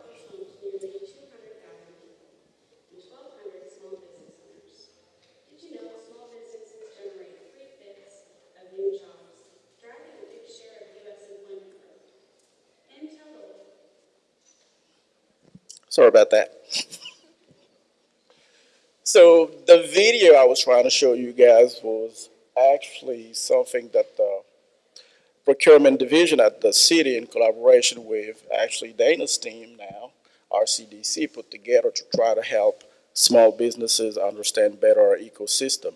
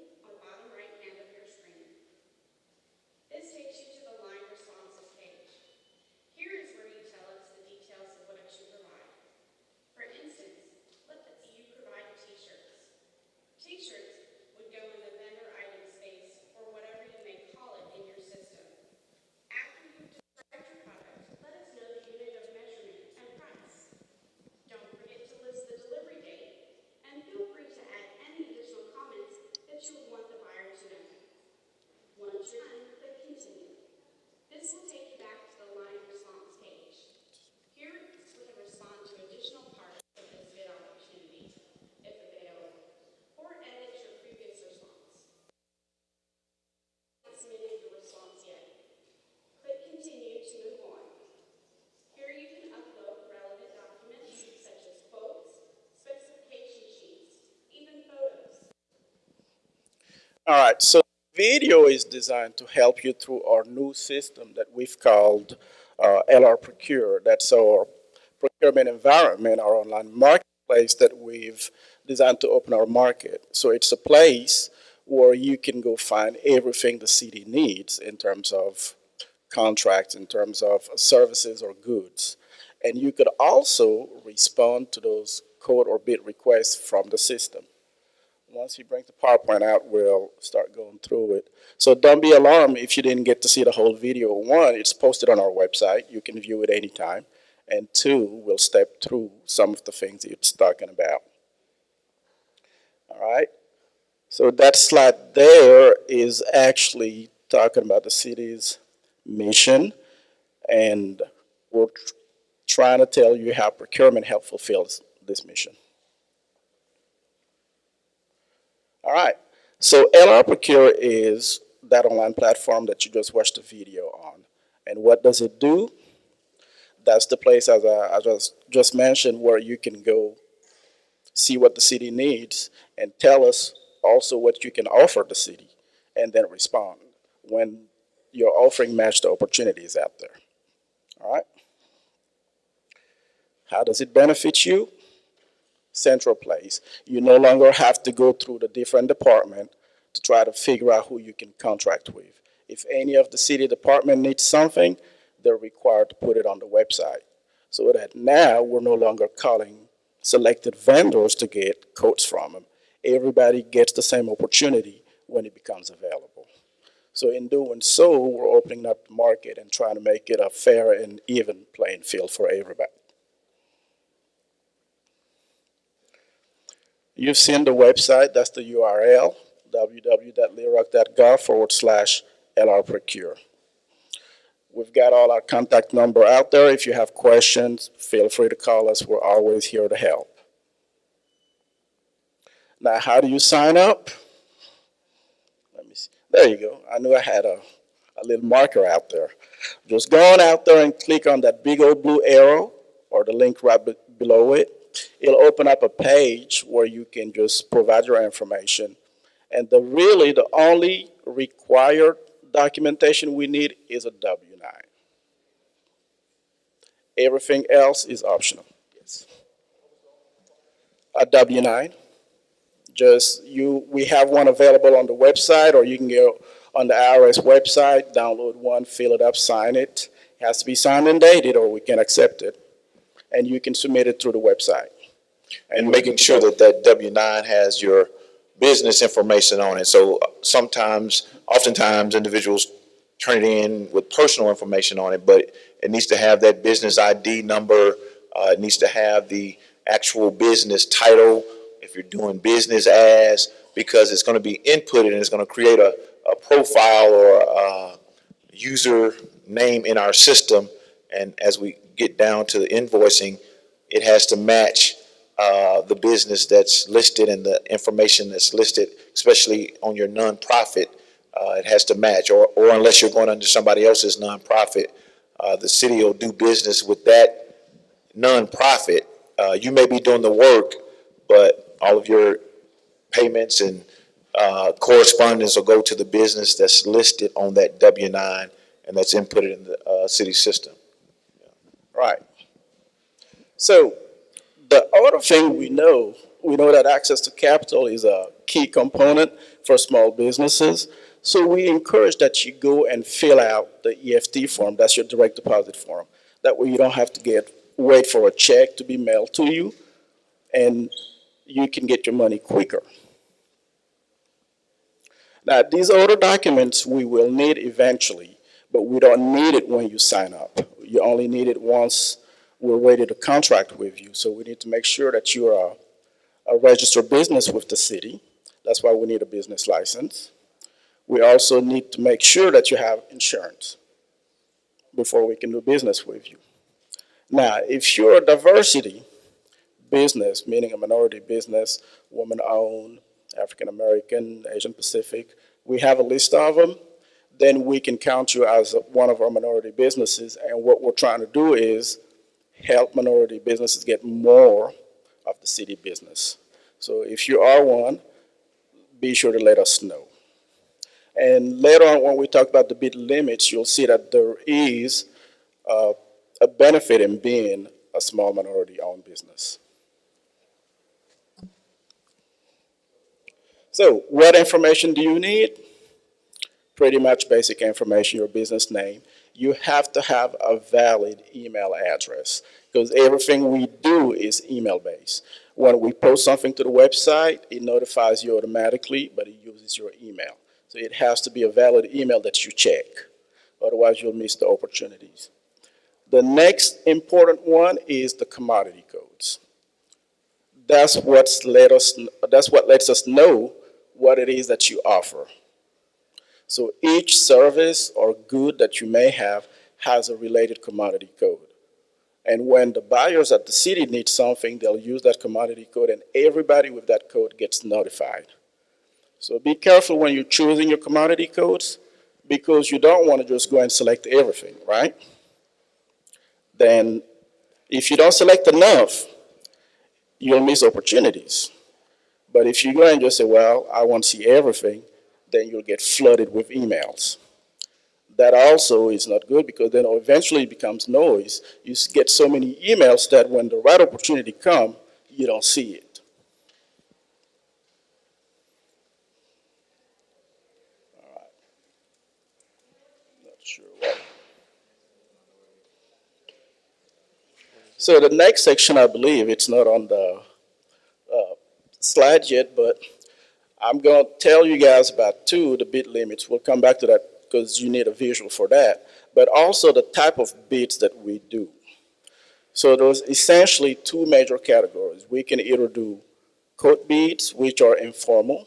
We just need something that's typically less than $50,000, and we try to procure it over a week's time. So it's informal, it's the small amount business that we do. All right, we're back. Let's see, we'll come back to that. There you go. So code bids and formal bids. And what are codes? It's essentially small dollar amount purchases. Let's say we need 5 computers, $1,300 each times 5. That's not big enough, right? So we put it on the website for actually less than a week. You get on there, you reply, this is how much I can sell it to you for. We look at who's got the lowest price, we buy from them. The next thing we do for more substantial purchases would be the formal bids. That's where we put that formal document that's got either an ITB, an RFP, or an RFQ. And it details exactly what we need, and you typically would have a series of questions that you have to answer, and we'll use that to select who will get the contract. So how many of you know the difference between an ITB, RFP, or RFQ? Any brave ones? Ha!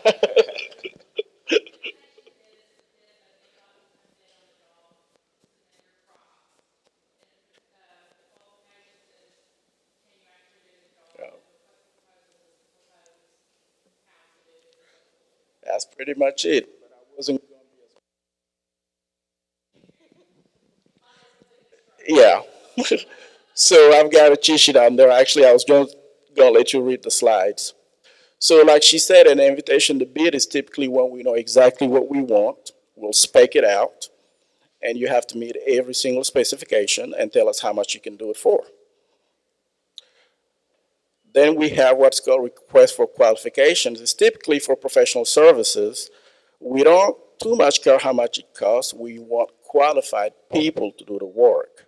So you'll have a series of questions and you have to show us why we should pick you, why you're the best candidate for the job. And then we'll put together a selection panel, they'll go over the proposals, they'll score it, and we pick the best candidate and we negotiate.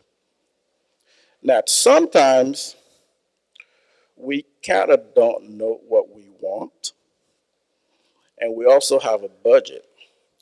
So that's where the RFP comes from. We know that we have a problem that needs to be solved, or maybe we know what we want, but we want the most qualified person, but we also want a reasonable price. So we do what's called a two-step bid.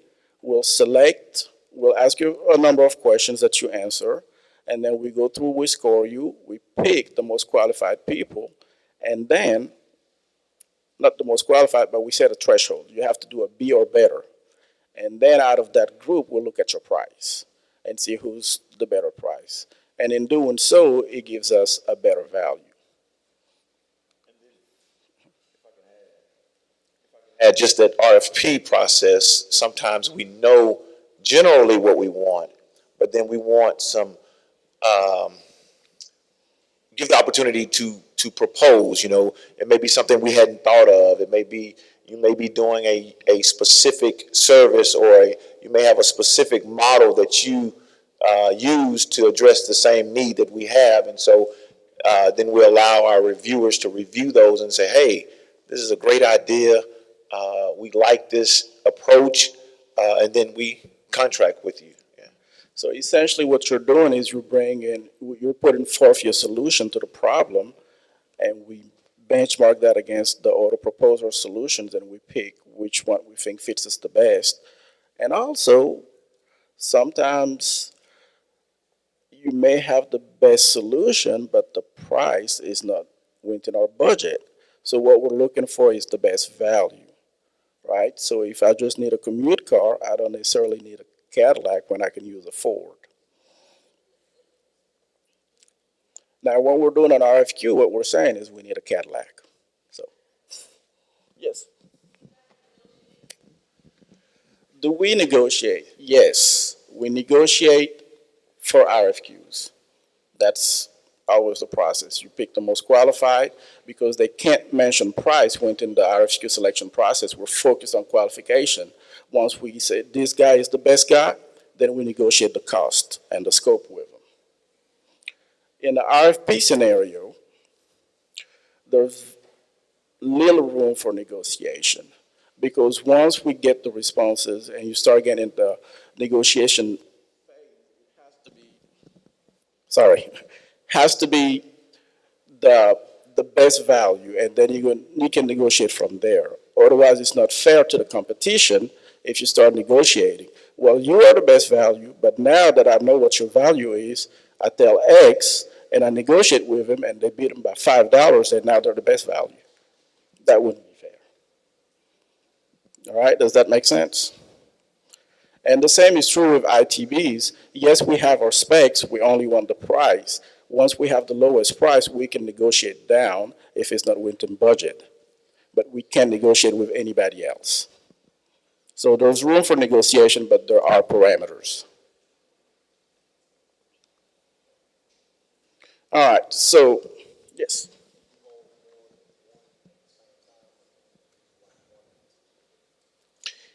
Can we hold? All right. Can we hold more than one at a time, or do we have to do multiple? So do you mean can an entity have more than one contract? Yes.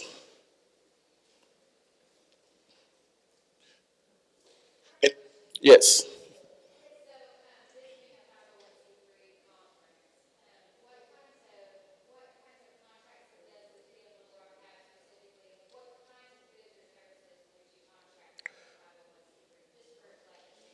So this group would probably, so the question is, what kind of contracts would the city have for 501c organizations? And typically you guys would be responding to RFQs or RFPs because we're looking for services. There are instances where you have organizations that provide goods and will respond to an ITB.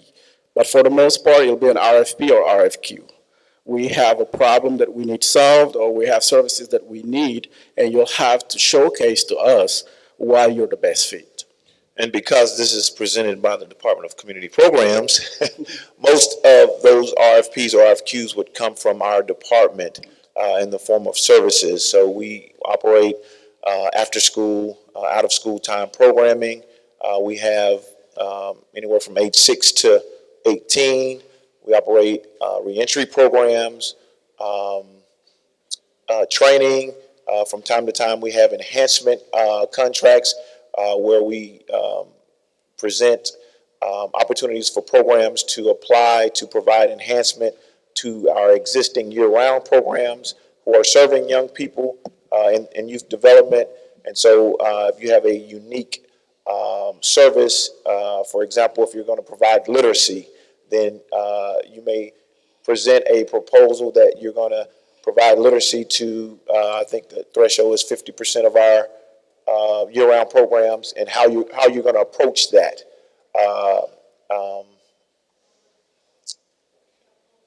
Homeless, we have a homeless contract. We have, and we're always brainstorming to find new ways, which kind of spearheaded this 501c3 conference, but just trying to find out ways that we can improve young people's lives, but also empower our programs that we're contracting with.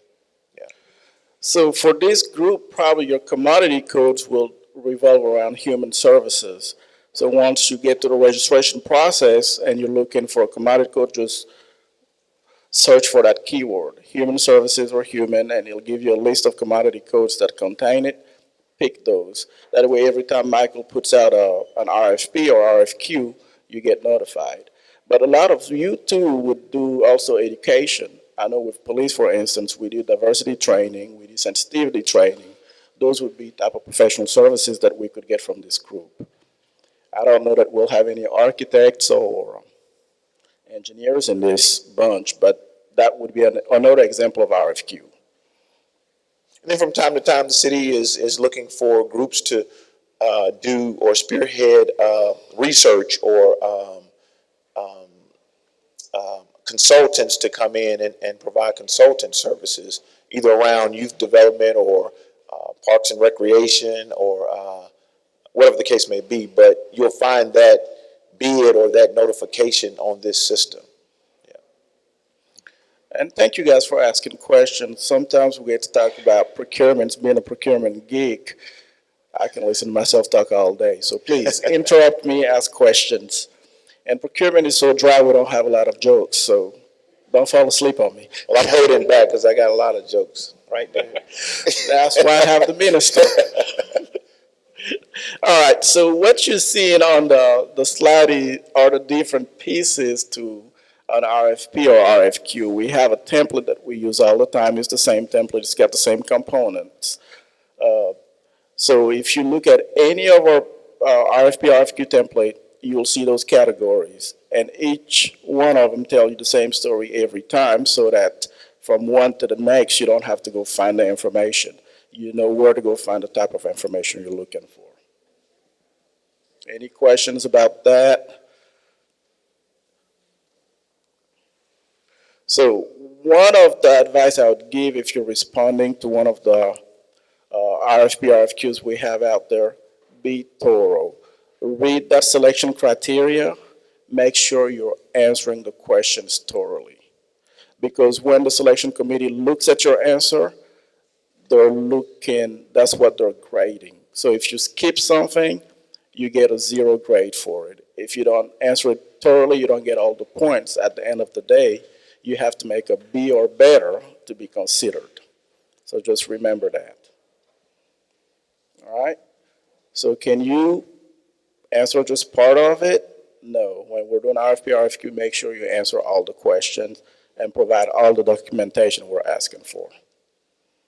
Any questions? Yes, sir.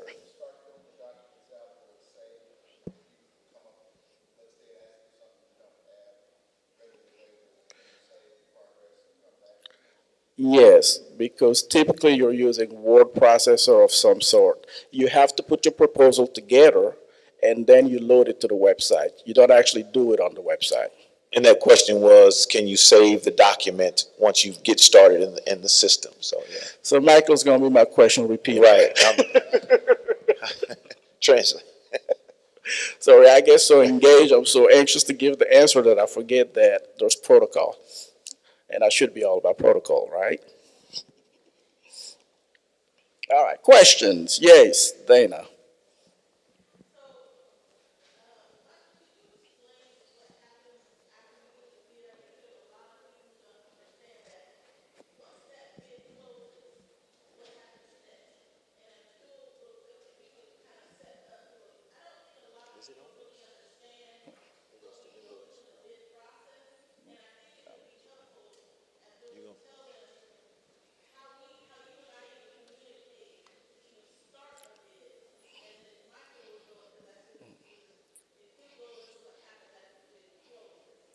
All right, so Dana's question is, we have services that we need, we put it on the website, you submit your responses, and then the deadline happens, you can no longer submit. What happens next?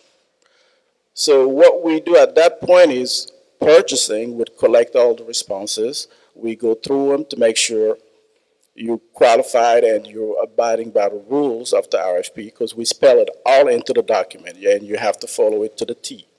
Once we've established that we've got good proposals, then we call our selection committee together and we hand them your proposals. And at that point, whether it's an RFP or RFQ, they cannot even see your price. They're evaluating your proposal based on the answers you provided to the question. So it's on the merit of it. Once they go through that selection, and we typically have 5 members on the selection committee, and they each look at every proposal. And what we do is we compile the gradings so that it's not just one person looking at your proposal, and if they didn't like it, you're out of luck. You have 5 people looking at it, and we come up with a composite score. Once we get all those scores together, you have to either make an 80%, and we'll specify that in the RFP documents, or a 90% if we're trying to really get high on quality. Once you go past that bar, that's when we open up the pricing for everybody that met that minimum requirement and see how much you're willing to do it for. And on that review panel, it's made up of individuals who are aware of the services that we need, but it's individuals made up of individuals from the community. And so it's not staff, city staff, or anybody that's connected to a program. It's just individuals throughout the city, within the community, and we bring them in and they actually score the proposals. They do it on their own, away from the group, and then we bring them together and do what we call a consensus meeting. And so then they go through their scores, and we determine, the most responsive, or the, I guess, best proposal, so to speak. So to add on to what Michael is saying, we try to have a selection committee that's composed of a diverse group of stakeholders. So it's people that are that are really involved with whatever services we're trying to procure. And the city manager approves that, gives us prior approval for that selection committee. And so in that, there's a lot that takes place. We have to get it approved. We have to, get it approved by the committee that's going to review. The legal team at the city is involved. And then once we've made that determination, we give it over to our Children, Youth, and Families Commission, which is appointed by the mayor and made up, again, of citizens of the city of Little Rock.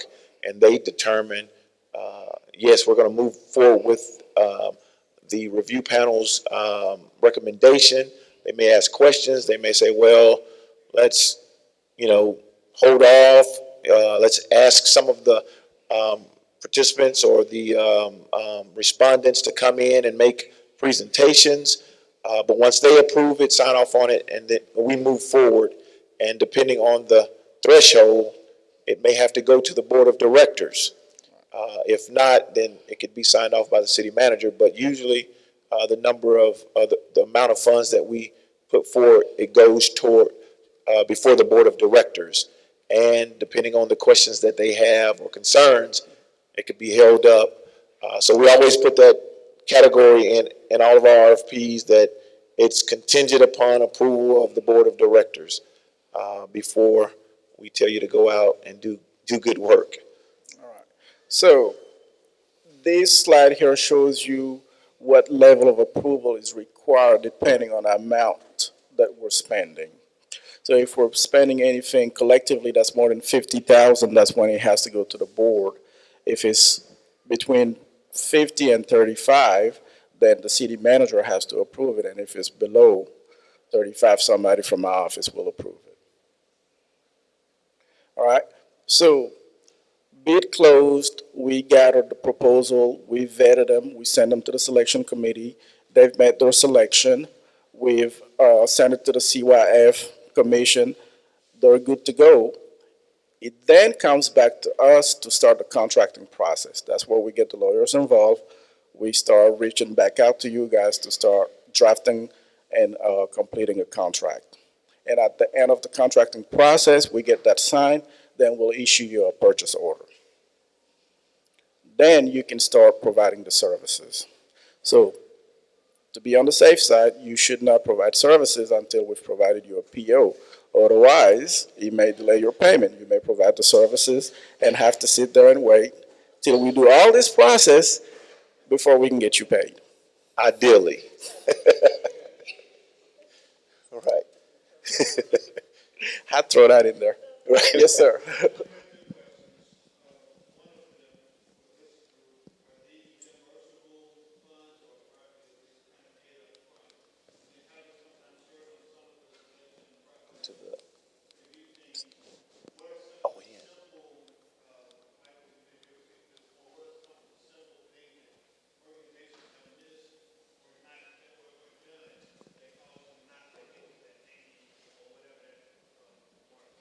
And so I'll answer the last question was, what has organizations, done or not done that allows them to be disqualified or not move to the next level? And some of that is just following the basic requirements on the RFP or RFQ. I was always taught that, give the lady what she wants, and so, and that's in the grant world, grant writing world. If they ask for item A, item 1, A through D, give them item 1, A through D. If you don't have D, say you don't have D and why you don't have D or that you're waiting on D, but address every line item that's requested on the RFP or RFQ. You can definitely get disqualified because it may be a requirement or a mandatory requirement that you address it.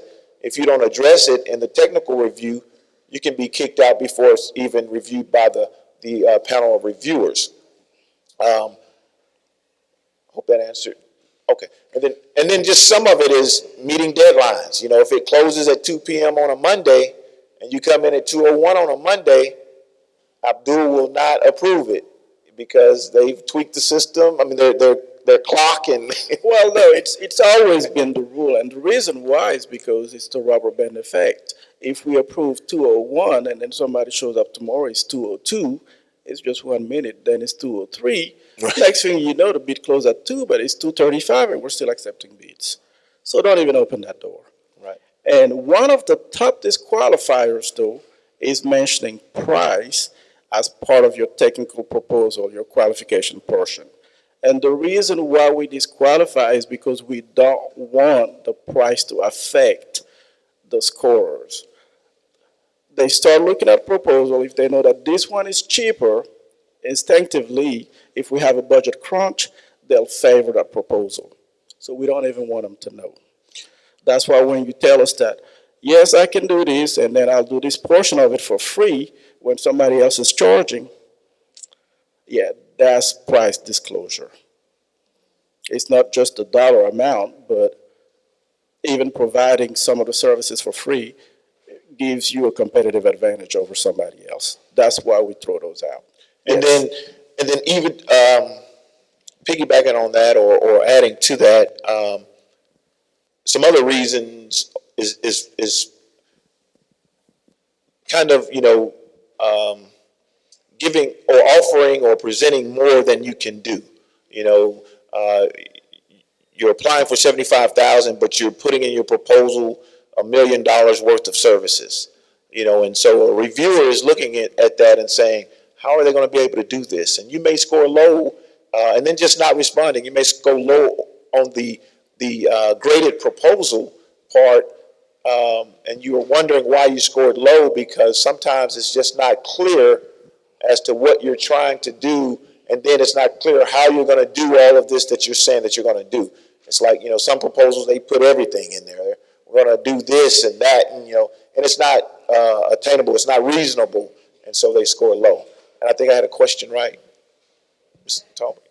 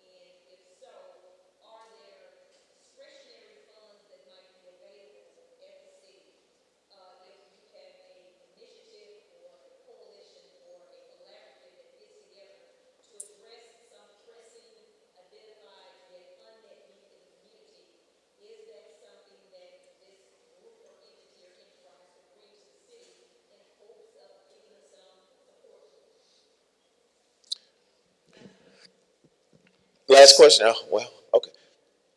All right, so you've had about 3, 4 questions in there. The first one, you ask if the city could provide technical assistance in responding to RFPs. The answer to that is yes, but only to some degree. We can help you through the procurement process. We can clarify things. You can ask questions. We can respond. We can't tell you how to respond. We cannot be participants in generating your responses, because then that would party to it and you would put another business at a disadvantage. We have to be impartial. A great resource to use is from the state is the Apac Centers. The procurement centers, there's one on the university. They're funded by the state, and they're typically part of the extension offices, and their focus is on procurement, and they can help you actually put your response together. Now, when we're grading the responses, I wanted to add this when Michael was done talking, we're looking for substance. So don't really spend too much time prettying the words or being all fluffy. We want direct answer. And I tell people when we're writing requirement, we use 5th grade level English, short sentences, get the message across. It's not about how pretty it is, it's how effective it is. All right, so I may need your help remembering the second question. Collaborations. Mhm.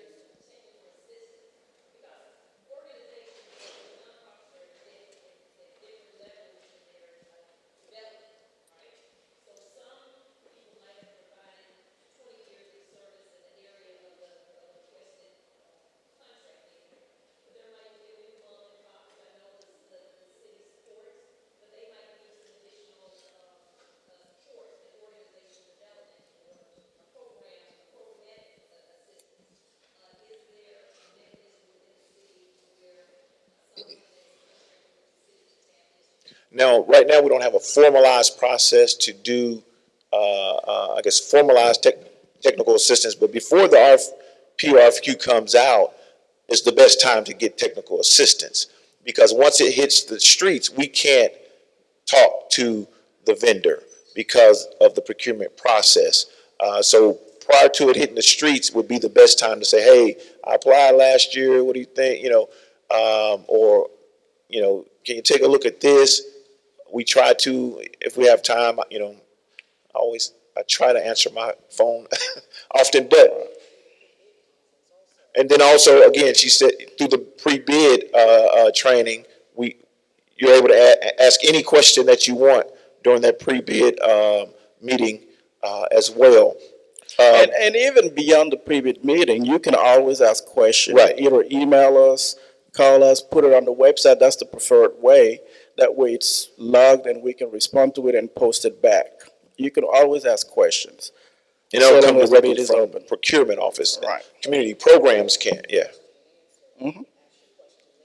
That is correct. That's the best way. Yes. Right. And just to briefly answer the discretionary funds, there's no, to my knowledge, there are no set aside discretionary funds. There's no magic pot of funding that, I don't want to speak for the mayor, but we don't know about any discretionary funds and community programs. Usually, because it's taxpayers' dollars, we have to account for all the funds that we put out on the streets. Now, there are instances where we're, trying to address a specific problem. For example, issues in the schools. There may be a high increase in violence in the schools and high incidence of arrests made from school-based or the school resource officers. And so then we try to do special projects or attack that issue specifically. And so there's not necessarily special pot of funds where you can say, hey, I got this grand idea. Can I have $250,000 to do it? But the magic wand is held with Dana Dissett. No. We do. Right. Excellent. We do have small contracts, which is with our Children, Youth, and Families Commission. You submit a small contract application. $5,000 or less, we don't have to go to competitive bids. Right. So typically we try to steer those towards the small and minority businesses. Actually, one of the rules is if we have a need and there is a minority business or small business that offers it, try to offer it to that business first unless we have a contract, so that we can try to push more money towards small minority businesses. And those small contracts are $1,500 one-time fee, one-time allocation of $1,500 per year for that year. And you can apply, they'll approve it, and it has to be, all of the dollars we spend have to go to serving citizens of Little Rock and businesses that are located in the city limits. So I'm getting the Oprah music from Reggie. Can we get to a round of applause, please?